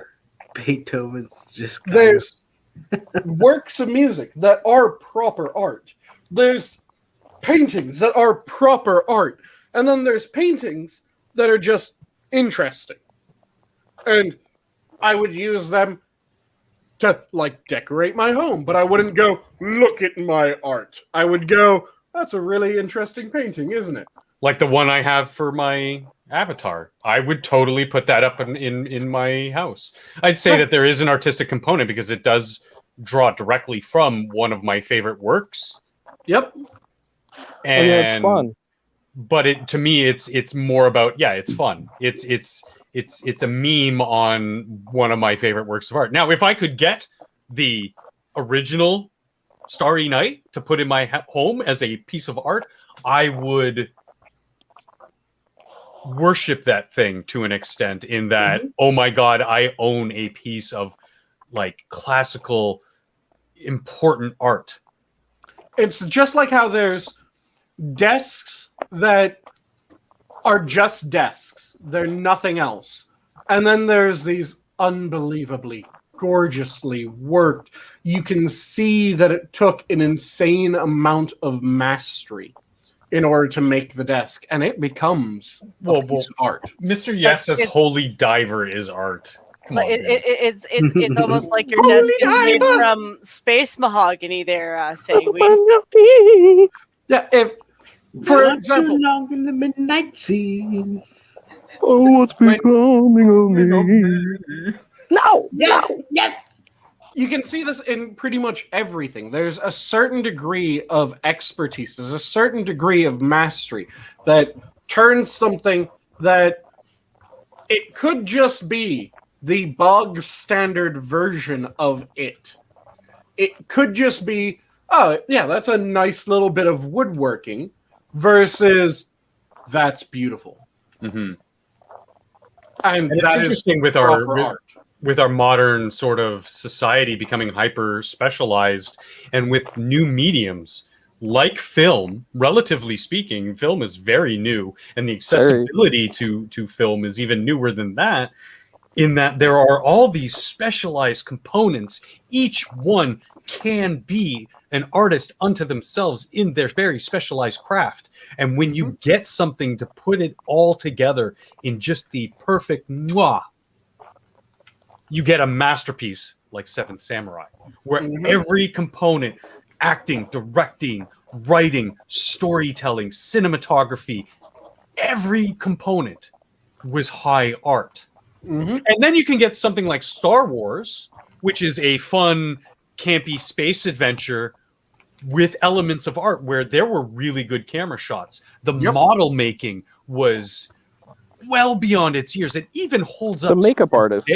The makeup artists, John Williams, that Imperial March, those the victory fanfare at the end of the film. They've become so iconic because they were elevated forms of art added to this space campy romp. Oh, Hey, can I? I love seeing those components in modern TV and film. It's when I get really excited about something like Invincible, where the animation, the storytelling, like all these components are coming together to something that you would probably just pass by if you were flipping channels. Sorry, go ahead. Can I share a little story? Absolutely. As long as it's not about coconuts. But give them a twist, a flick of a wrist. That's what the showman said. Well, I mean, the only thing is, I kind of envision my butt cheeks like coconuts, but okay. Other than that, so the story goes like this. So this past Wednesday, right? It's Friday today, correct? Mm-hmm. Okay. Yes. Okay. So Wednesday, I had to get a MRI for my shoulder. I'm having some issues with some muscle tissue, and so Stop hating so much. yeah, well, what can you do? Yeah, really. What can you do? So I the technician was like, "Hey, so what kind of music do you want to listen to?" And I'm like, "Hey, classical music is fine. Just that's just pop that on and I'll try and sleep." And so I'm popping into the MRI, and as I'm popping out, all of a sudden it's like I hear ba da da da da da da da da da da da da da da da da, and I'm like, wait, is that Star Wars? And sure enough, yeah, it was the fucking was it the ceremonial? Yep. Whatever the ending bit for Star Wars, and I'm sitting. I don't know if it's like a CD that they put on, but it was just weird. Mm-hmm. That was the song that they had playing at the end of it. During my wife's cesarean, they were playing Bob Marley. No. Yeah, and for every little thing, those be all right. Star Wars dorks out there, I count myself as a Star Wars dork, so it is. You got very goddamn well better, because after the show last night, guys, he and we stuck around for like 2 hours just talking about Star Wars. It was longer than fucking 2 hours, and you goddamn know it. Okay, 3 hours, 4 hours. I don't fucking know. That's how long it was. We just went completely off the spectrum, going ham on the Star Wars. Yeah, we had an after party. We effectively reworked the prequel trilogy as well as the sequel trilogy to make them actually viable. Not only viable, but actually entertaining. Yeah. Like, if I saw so you added that we were talking about, I would be like, holy hell. Yes. This is now renewing my faith in filmmaking. Bring back Jar Jar Binks, giving them more screen time. You fulfilling the Darth Jar Jar. The way the boobs. Darth Jar Jar would have saved a lot. In the shirt. Could have. Dude, I would have thrown so many people for a loop, bro. Oh yeah, but it would have worked. It would have explained a bunch of different things that just didn't get explained. But when it comes to shit, yeah, like I said, there's artistic versions of things, and then there's just bog standard versions. Another good example of a song that I absolutely find ridiculously fun to sing, but I would never, ever call it actual art. Baby Is Got Back. No. God damn it. Now I just came up with another one, so I'll say that one first. The Wasn't Me. Wasn't Me is not art. Wasn't Me is fun to sing. Is it though? A little bit. Have you ever heard the barbershop quartet version of Wasn't Me? Wait. No, but I've heard the barbershop quartet version of Who Let the Dogs Out, and still didn't do anything for me. The barbershop quartet version of Wasn't Me is actually pretty damn fantastic. Wait. Wasn't me like that? Baby coming on the back bedroom red-handed, floor. banging on the bathroom floor. It wasn't me. Wow, dude. I know it's been a while, right? Yeah, no. This is me. Hey guys, welcome to Minions of the Zoo karaoke night. Every Friday, tune in for karaoke night at Minions of the Zoo. But yeah, there's a bunch of different things that art can be done in a lot of different venues. You can, and nice, I hear someone currently watching the Afternoon Delight version of. Hold on. Brian Mullen says Mary Poppins is art. I agree 100%.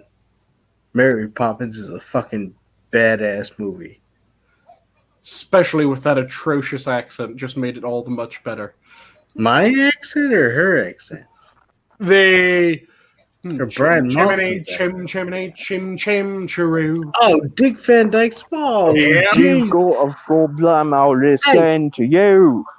You know, there's those chimneys that they swapping. So It's so good. There's no It's so good. crew. That's my correct Kanokistani accent. Chim chiroo. But yeah, there's a bunch of songs that are really fun. Red roses do. I would consider that one art.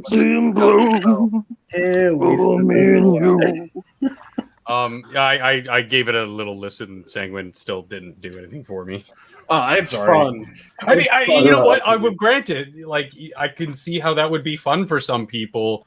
It is for most art. people, It's I'm just fun. Yeah, Or like but Tom Souser Todd from the end of Evangelion. Have you heard the jazz big band version of that? I don't think It's I so have. good. I don't do weed shit. But like, I was going to bring up the point, Sanguine, that like I find that we get a lot of the opposite in modern music. We get a lot of really fantastic songwriters and producers With working shit lyrics. with shitty, you know, like.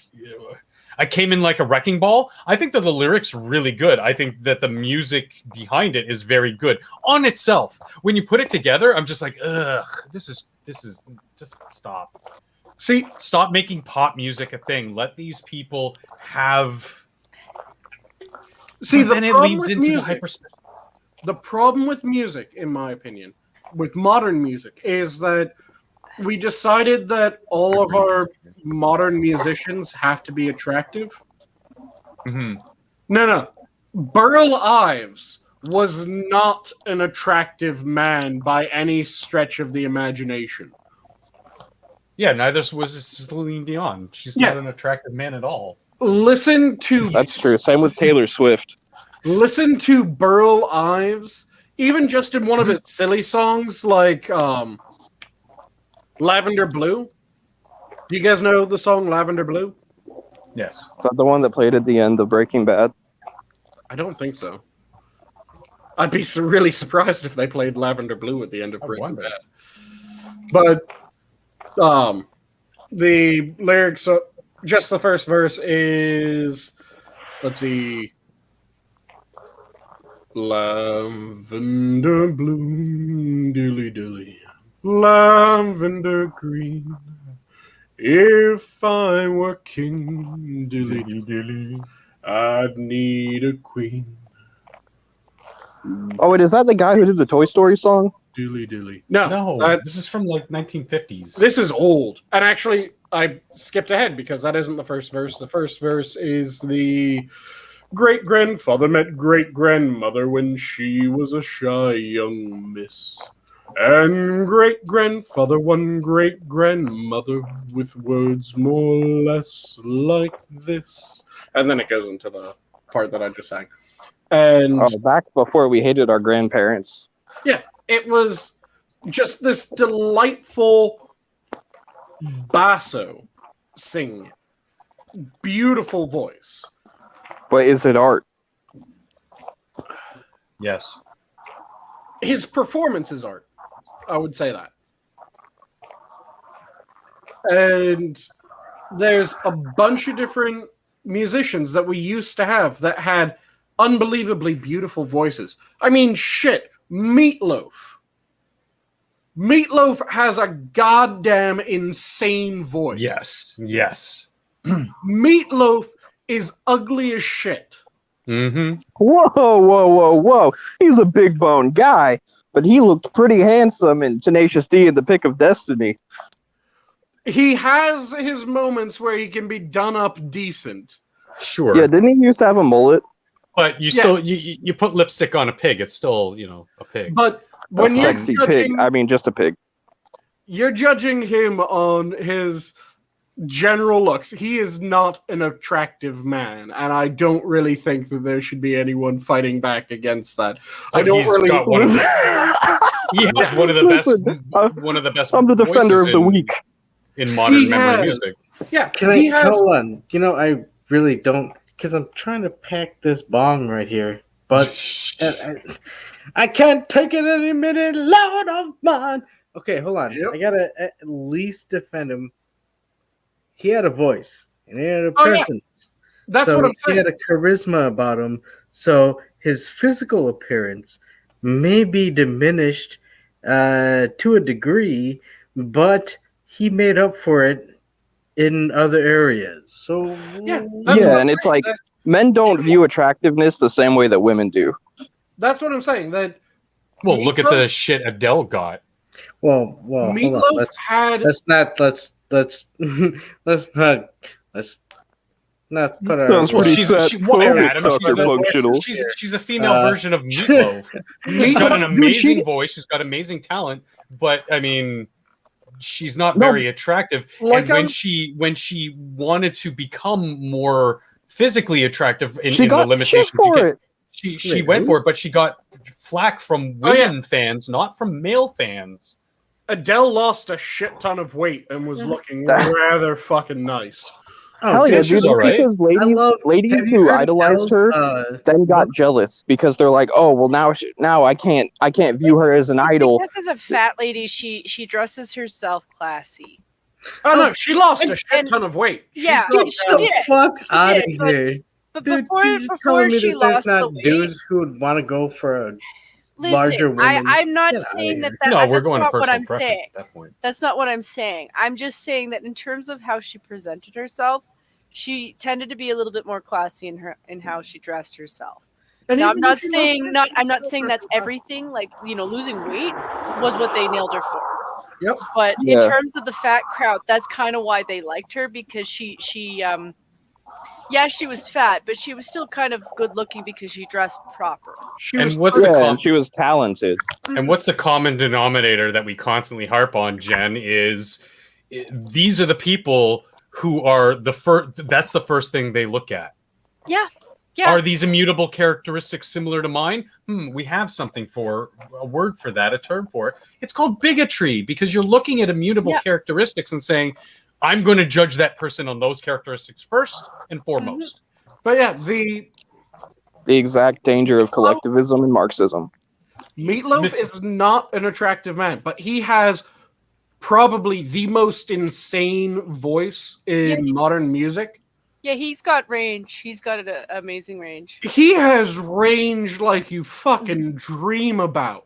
He is still, to date, last I heard, the only person to be able to sing his song from Rocky Horror Picture Show without having to go falsetto for it. Because- No, I can't take it. No, his ability to transition from a normal voice to falsetto is what Yep. sets him apart, because it's not something that a lot of people are able to do. Yep, and he I just honestly has think there's only one person better, and very marginally so, is Mike Patton. maybe. On the same, he's definitely on the same level as Yeah. Meatloaf. I think that it's one of those things where they kind of go back and forth based on which performance you're talking about.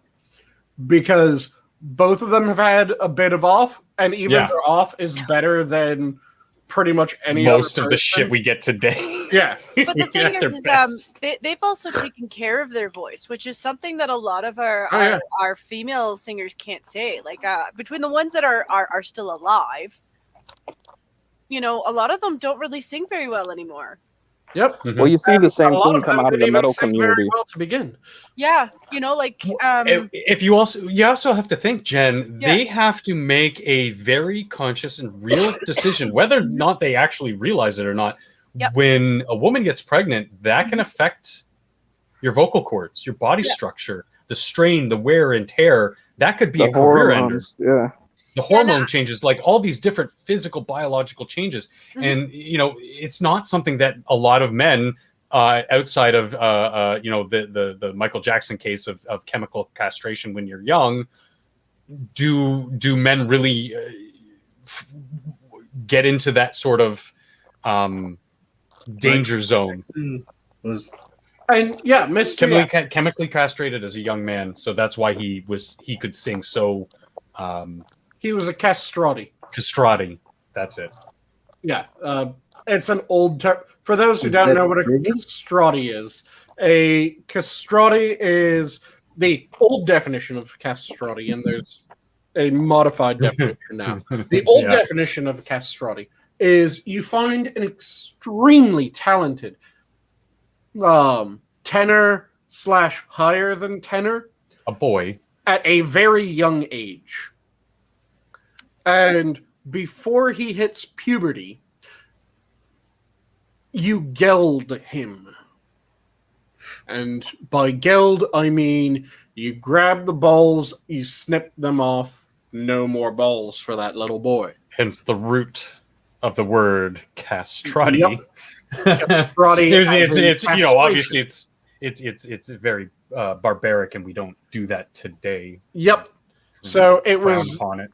We wouldn't do that today, but there are some leftists that want to do that to children, even though their frontal lobe isn't developed all the way, enforcing bad decisions, abuse.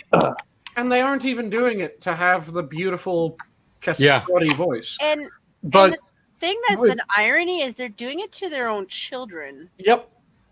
Yeah, you know, it's disgusting. Yeah, it is really disgusting, but like it's also kind of like ironic, like in terms of the long-term battle. Okay, guys, you're going with abortions and you're going with castration.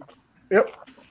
Yeah, the castrati were selected for the purity of voice, and then they were gelded so that they could remain with that pure voice. And these were people that were given to the church. This wouldn't just happen to anyone. These were people that were given to the church as brothers in training at a very young age. And they would be gelded, used as their effectively sopranos. Mm-hmm. And they'd walk up and they'd be like, "Hey, we doing the deal tonight or what?" It's a practice that is no longer done. There's a more modern day equivalent, which is chemical castration rather than mechanical castration. Mm-hmm. And then you can also have the castrati equivalent, which would be the very young children that their puberty is stopped so that they maintain that voice. Yeah. You know, mechanical castration would be a great Cannibal Corpse song. You want to start a band called Chemical Castration? No, I think there is castration. One. Mechanical. Oh, castration, good. Sorry. It's okay. It's the same root idea. Yeah. It's getting late. I'm tired. What can I say? Dude, that'd be a nice band. But yeah, Mr. Yes, it came out. God, a couple decades after his death, that he was. They unsealed the medical records, and they did find out that he was chemically treated as a young man to be castrated. Razorfist does an amazing, I think it's 2-part video on the life and times of Michael Jackson. Very good, very accurate. After watching it, I did the research and checked his sources, and I was like, oh my god, I had no idea. I never believed for a minute that he was a diddler. I just thought he was he had something wrong up there where he was perpetually a child. And now with the information that's come out, it's sort of like, oh, okay, yeah, then it stands to reason. Yeah, he was just perpetually a child because physiologically he still was a child. Mm-hmm. And because of the industry he was in and the constant lamentation industry, and isolation, the abuse from his father. Yeah, so he was mentally still a child. He never grew up. Mm-hmm. Yeah. Neverland. Makes you feel real bad for him, actually. Yeah, I mean, Jen, you know me. Yeah. Children are the only protected class, or should be, in our society. So that's why this is frowned upon. We should not be altering our children outside of some sort of corrective means. It's within one our thing if you're fixing a defect palate. Yeah. It's another thing when you're deciding, oh, little Sam's balls are there. I prefer little Samantha. Exactly. Because it's no longer in the best health interests of the child. It's now some sort of self-serving nonsense or based purely on feeling and not medical fact. That's why a lot of these doctors, you can sift through all these stories of doctors who are lambasted on social media for not getting on board with this and saying, no, I don't think little Sammy should be little Samantha. And then that parent will have a hissy fit, try to shame them, go to find a doctor who has a monetary payoff to do this for that parent. That doctor may be a doctor. It's not that child's doctor. And I've ranted and raged and raved about this before. But the foundational work, the seminal work when it comes to Dr. John Money. Yep. Dr. Goddamn motherfucking John Money, the most evil bastard who's ever been a doctor. So listen, Sanguine, you should probably take over. I'm sorry, I got heated there. But this piece of shit motherfucker. Because he was a piece of shit. Dr. Money, if there was any justice in the world, Dr. Money's name would be listed after Mengele for most fucked up people to have an MD. Mm-hmm. With his head on a fucking pike. So, for those who don't know, everyone's heard of the Wakefield paper, right? Mm-hmm. Yep. Everyone's heard of the term gender, correct? So, because this man is where it came from. The Wakefield paper was the one that did the autism is caused by vaccination. Mm-hmm. Absolute horseshit. Mm-hmm. Not what actually works. The Wakefield paper was more morally sound than John Money's paper. So John Money did a single case study on two twin boys, one of which had a botched circumcision, leading to the decision to castrate and effectively do a sex change on the young child. And he had a twin brother, as I said. So Dr. Money was the doctor in charge of their treatment.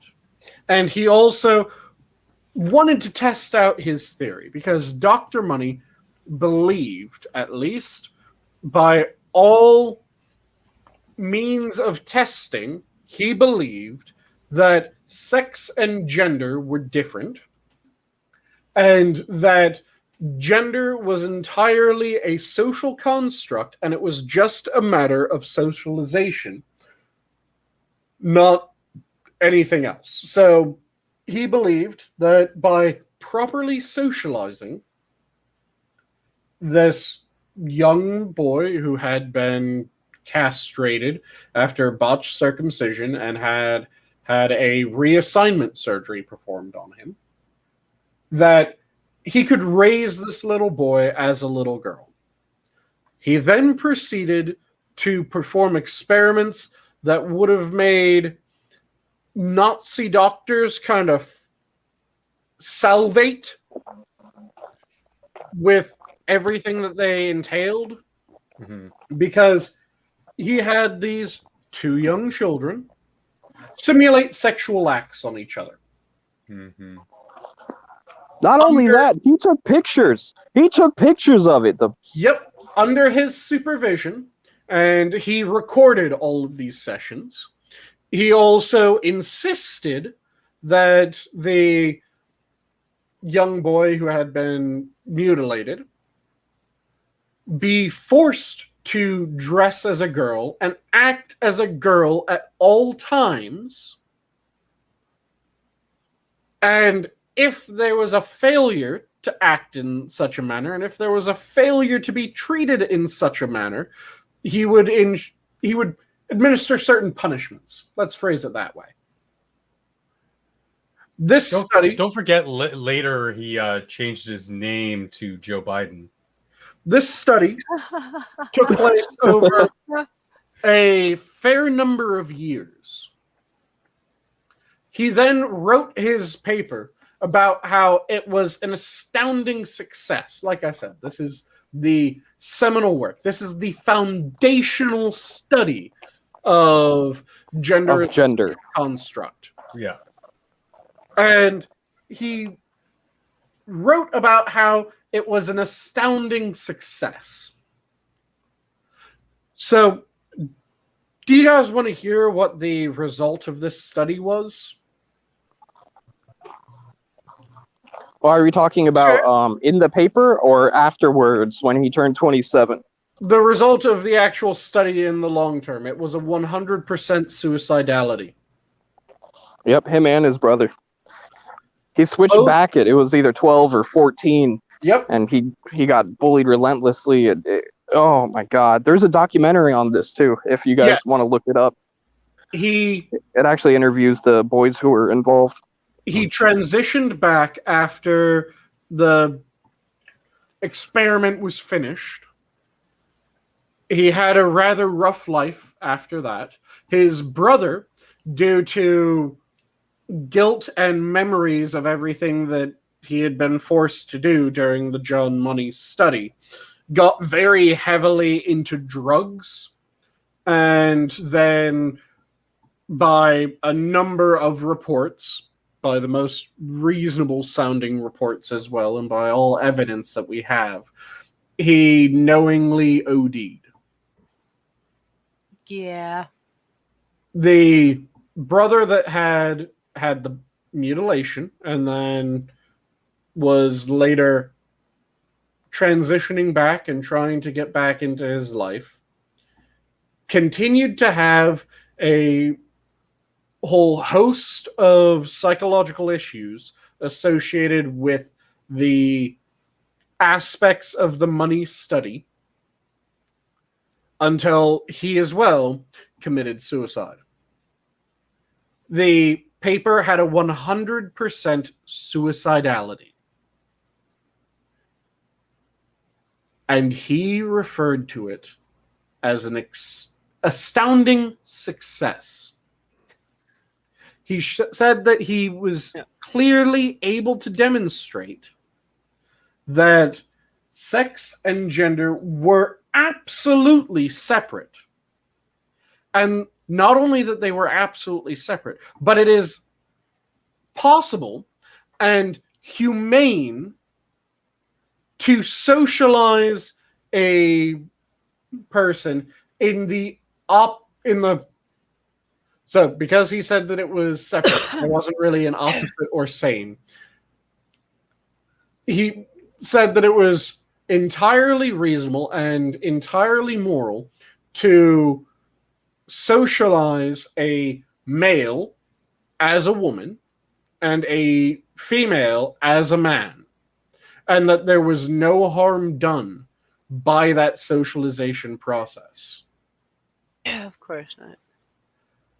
Now, true and honest. There are studies that were done later that I found far more interesting. There's one which I'm really pissed off, ended up getting its funding pulled and was quashed, because there was a study looking into transgenderism. it wasn't originally looking into transgenderism, but it ended up leading some interesting lines of inquiry into transgenderism. And it was the brain scan studies. In the brain scan studies, they were just meant to look at the brains of people and kind of figure out what regions would activate. As they were doing that in the first study, they ended up realizing, there's some functional and it looks like even structural differences between male and female brains. So they did a secondary study to look more into that. And it seemed as if that, yes, that indication, that hint that they got from the first study was bearing out. And also they found an interesting occurrence where there were people that had a mismatch. And this wasn't part of the initial premise of the study, but they had a questionnaire that they had people fill out. And the part that wasn't really part of the original was they weren't trying to figure out if transgenders had the same brain or the opposite brain. But in that second study, that seemed to indicate that, yes, they were right about the male and female brains. Also indicated, if you looked at the stats for it, there's potentially a brain-body disconnect for transgenders. They were planning on doing a tertiary study to shore up the previous two studies, as well as this one was going to be looking more into if there is the brain-body disconnect, or if that was just a fluke of sample size. Because there weren't many transgender individuals included in the second one, but pretty much all the transgender individuals included in the second one also had that brain-body disconnect. Yeah, they were holding true to the scientific method of trying to disprove findings and theories. Yep. So they wanted to do a tertiary study to look more into their findings and figure out if, this is actually accurate. And also this thing that we kind of noticed might be a thing when it came to transgenders is actually a thing. Yeah, just to clarify, everyone here at the zoo, we're all pretty liberal, fairly liberal in the classical sense, where it's, it's your own body, your own choice. We don't hate on anybody for the choices they make. As long as you're not hurting anyone else, it's all good with us. That's the key. And generally with children, it is harm. And that's why they should be a protected class. I agree. I think all of us pretty much know somebody who's transgender who does not think it's appropriate to do it to children. Yeah. Because you're inducing it. It's not so much that you're helping them. You're creating something that's not even there. And there's so many kids who are coming out now who are just like, it just turns out I was a lesbian. Yep. And when they went to do the tertiary study, the results of the previous two studies were out and getting published, and they were getting widely talked about. This, unfortunately, was at about the same time as people were really banging the drum of there is absolutely no difference between the sexes. And isn't it crazy that we went from judging people based on their immutable characteristics to a certain free period where we judge people based off the content of their character, and now we're slowly moving back into judging people based off of immutable characteristics. That's strange to me. I don't know about you guys. Like I said to Jen before, the people who would criticize this kind of stuff, the uneducated people who criticize this type of stuff, are the first person to look at immutable characteristics and judge you based on those. They are the racists when they are screaming you are racist. They are the bigots when they are calling you a bigot. They are the Nazis when they are calling you a Nazi. Yep. It is projection to the scale that movie theaters really need to hire these people. God, you could power a series of drive-ins with that much projection. Yeah, it would save them money because the current projection methods that they have to use cost a fuck ton of money. Pay this person $15 an hour, sit them in a room, and yeah, the entire screen will be lit up. In fact, you could probably get several screens with one person. Yeah. And then they would run under their own power because they're gas powered. Yep. That was a fart joke. Yeah. And because they like to huff their own farts. When they do. When they went for that third round of study funding, that was when they started getting no, and not only no, but stop this if you want to have a career. Yeah, or we will completely unperson and blackball you. Blacklist you. Yeah, yeah. So those studies were stopped, which is really frustrating because they looked like they might be indicating that they could give a proper objective diagnostic test that once, if that was demonstrated, that yep, it is absolutely the case, there's this brain-body disconnect, then it becomes a question of, okay, so what are the solutions for brain-body disconnect? Yeah. And you have two possible routes, well, technically three possible routes, but two primary and a tertiary. Let's phrase it that. Yeah. Or secondary. So the two primary are, first, you could try to correct the brain in order to alleviate the brain body. We don't really have the tech needed in order to correct the brain in that manner. Not yet, yeah. So currently, that's off the table. Well, just a side note before you continue, it's also there are people who are trying to push something like this, which is it is a mental illness. It is not normal, just based off of the definition of normal. It's less than normal is 1% of society. Exactly. It's just because saying something isn't normal. What they're trying to do is restrict speech, so we can't honestly and truthfully talk about these things. And it's like it really ties in with the whole emotional argument, because it's like, well, it doesn't feel good to say you're not normal, but we can't be honest about it unless we do. It's not like it's the only condition out there, you know? It's almost like there's a lot of conditions that render people not normal. I get that theirs is a little bit more flashy because, you know, you end up dressing up like the opposite gender because you see yourself that way, but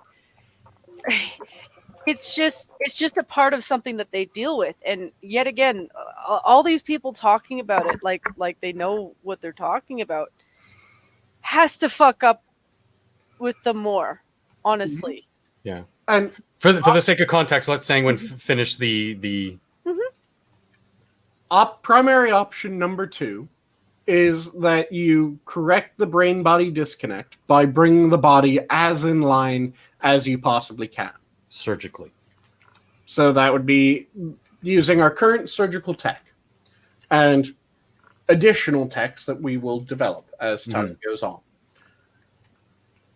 Option 3, which is the secondary option, which has some merit as well, is you do what you can to work at the problem from both sides. What does that mean in a practical sense is treatment, psychological treatment, therapy, all that shit, to work on alleviating the strain from the mental aspect of it, and bringing the body more in line with the brain so that they kind of meet in the middle a little bit. Yeah. And that is also a very valid option.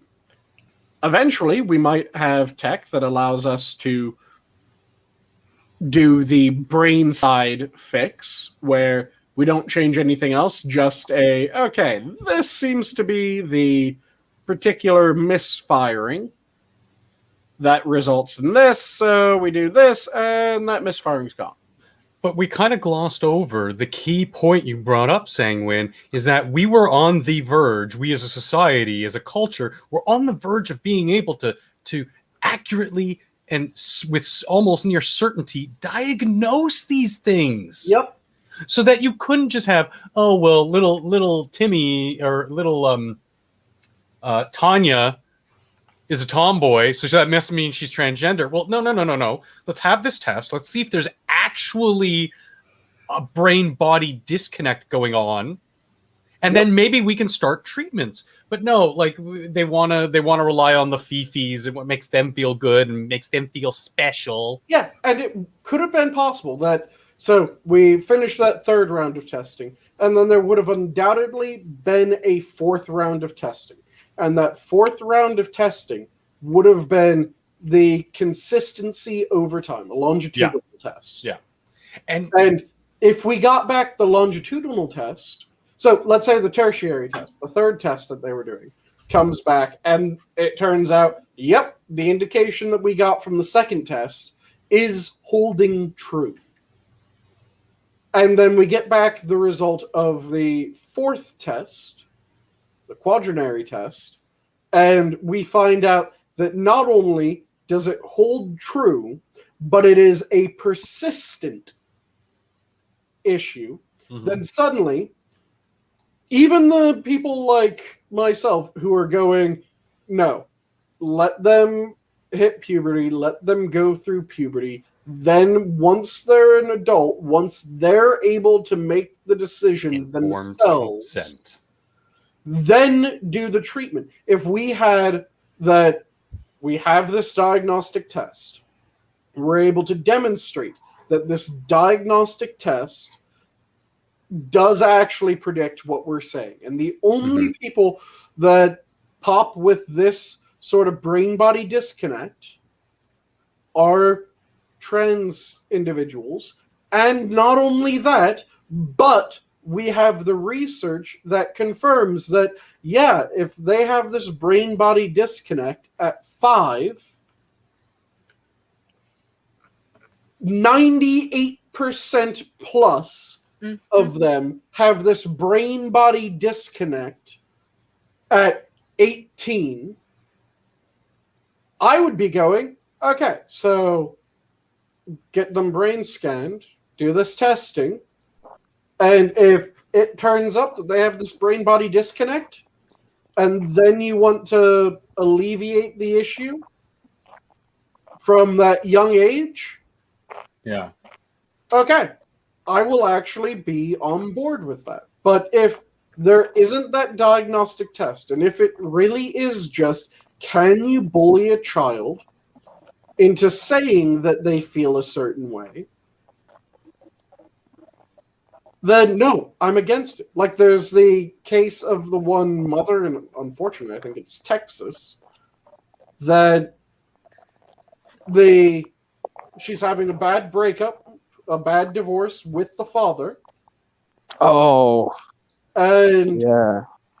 She has a number of small children. She took the eldest boy. It was like 12, right? Yep, and according to his siblings, according to other people that have witnessed this, she's routinely doing things like punishing him, and as she's punishing him, telling him that he's being punished because he's a very naughty boy and little girls would not get punished. Well, she also made him wear dresses, and he would talk about how when he was at his father's house, everything would be fine. Yep, she would force him to wear dresses. He did not request when he was at school or in any other venue or when he was at his father's to be addressed as a girl or corrected anyone when they said he's a small boy and went, no, I'm a small girl or anything like that, or made any indication that he felt like he should be a girl. But when he was at his mother's, he said a good chunk of the time when he was being punished and she was saying you're a very naughty boy, a little girl would not be punished like this, that I wish I was a girl. No shit, he would say that in that situation, because you're punishing him and saying that you wouldn't be punished if this was the case. What child doesn't go, well, then I wish that was the case so that I wouldn't be getting punished? But also, it's child abuse, you know, and it's insidious, it's evil, and because of the optics and the current political, socio-political situation right now, she's not demonized by half of the country. Well, I mean, when we say half, we're talking about the left-hand side, and then there's different factions, right? There's the hard authoritarian tankies who are also against, you know, social justice warriors and that kind of stuff. But then there's the snowflakes, and those are really the insidious ones. Well, it's not just that. It's just it feels like there's people who are just waiting to leap on any child who just plays with a toy that they don't think is appropriate for them. And I'm like, when did you people become so fucking sexist? It's the same people who are projecting racist on everybody are also the same people projecting sexism, because when I was a child, the big thing from the feminists was letting kids play with whatever the fuck they wanted. And there's a distinct delineation between not liking your son playing with Barbies isn't child abuse. It's not child abuse. It's forcing your child to be the other gender opposite from their own. That is child abuse. Now that's some big child abuse. Woman, or the one that's in Canada too, Jen. If I ever met either of those fucking bitches on the street, I would shank them. I don't care what. I would martyr myself just to eliminate them, because that is beyond disgusting. It's not just that though. It's like, okay, so my child has played with a toy that, okay, well, maybe the opposite gender normally plays with it. So what? You know, it's for the most part. You know, like, so what? It's you're forcing a like what is a mental illness on a child for playing with a toy. Like that's true. That is so many leaps and bounds. But there's also different levels of it, you know, like a good example, like Dr. Functional was saying, right? Like, I have a little girl, so I don't, you know, she just gets whatever, she plays with whatever she wants. Her mother was a tomboy growing up. You know, we go outside, we catch lizards and all that. You know, I want her to be tough and all that. But if I had a boy and we were going down the toy aisle and he wanted a Barbie, I'd say, nah, I'm not going to buy that for you, bud. We're going to get you something cooler, you know, maybe a toy gun or something.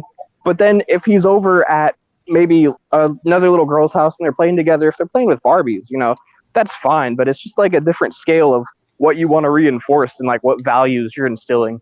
Sure. Yeah. Totally agree with you on that.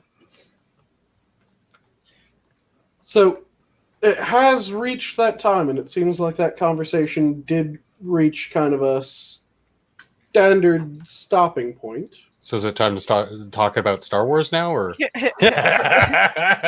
I'm thinking it's time to go around the horn. What say you? That's fine. Yeah.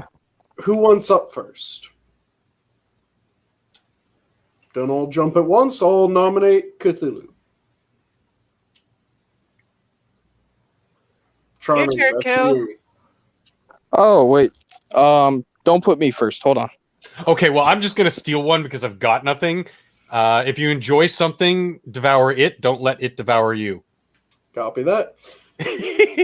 Hey, man, imitation is the greatest form of flattery. Yep. Jen? What can I say? There's plans in the making. I'm not sure what's going on next week, but I'm probably going to be doing a charity stream for a friend of mine. Blind girl had her apartment burned down, and she lost everything.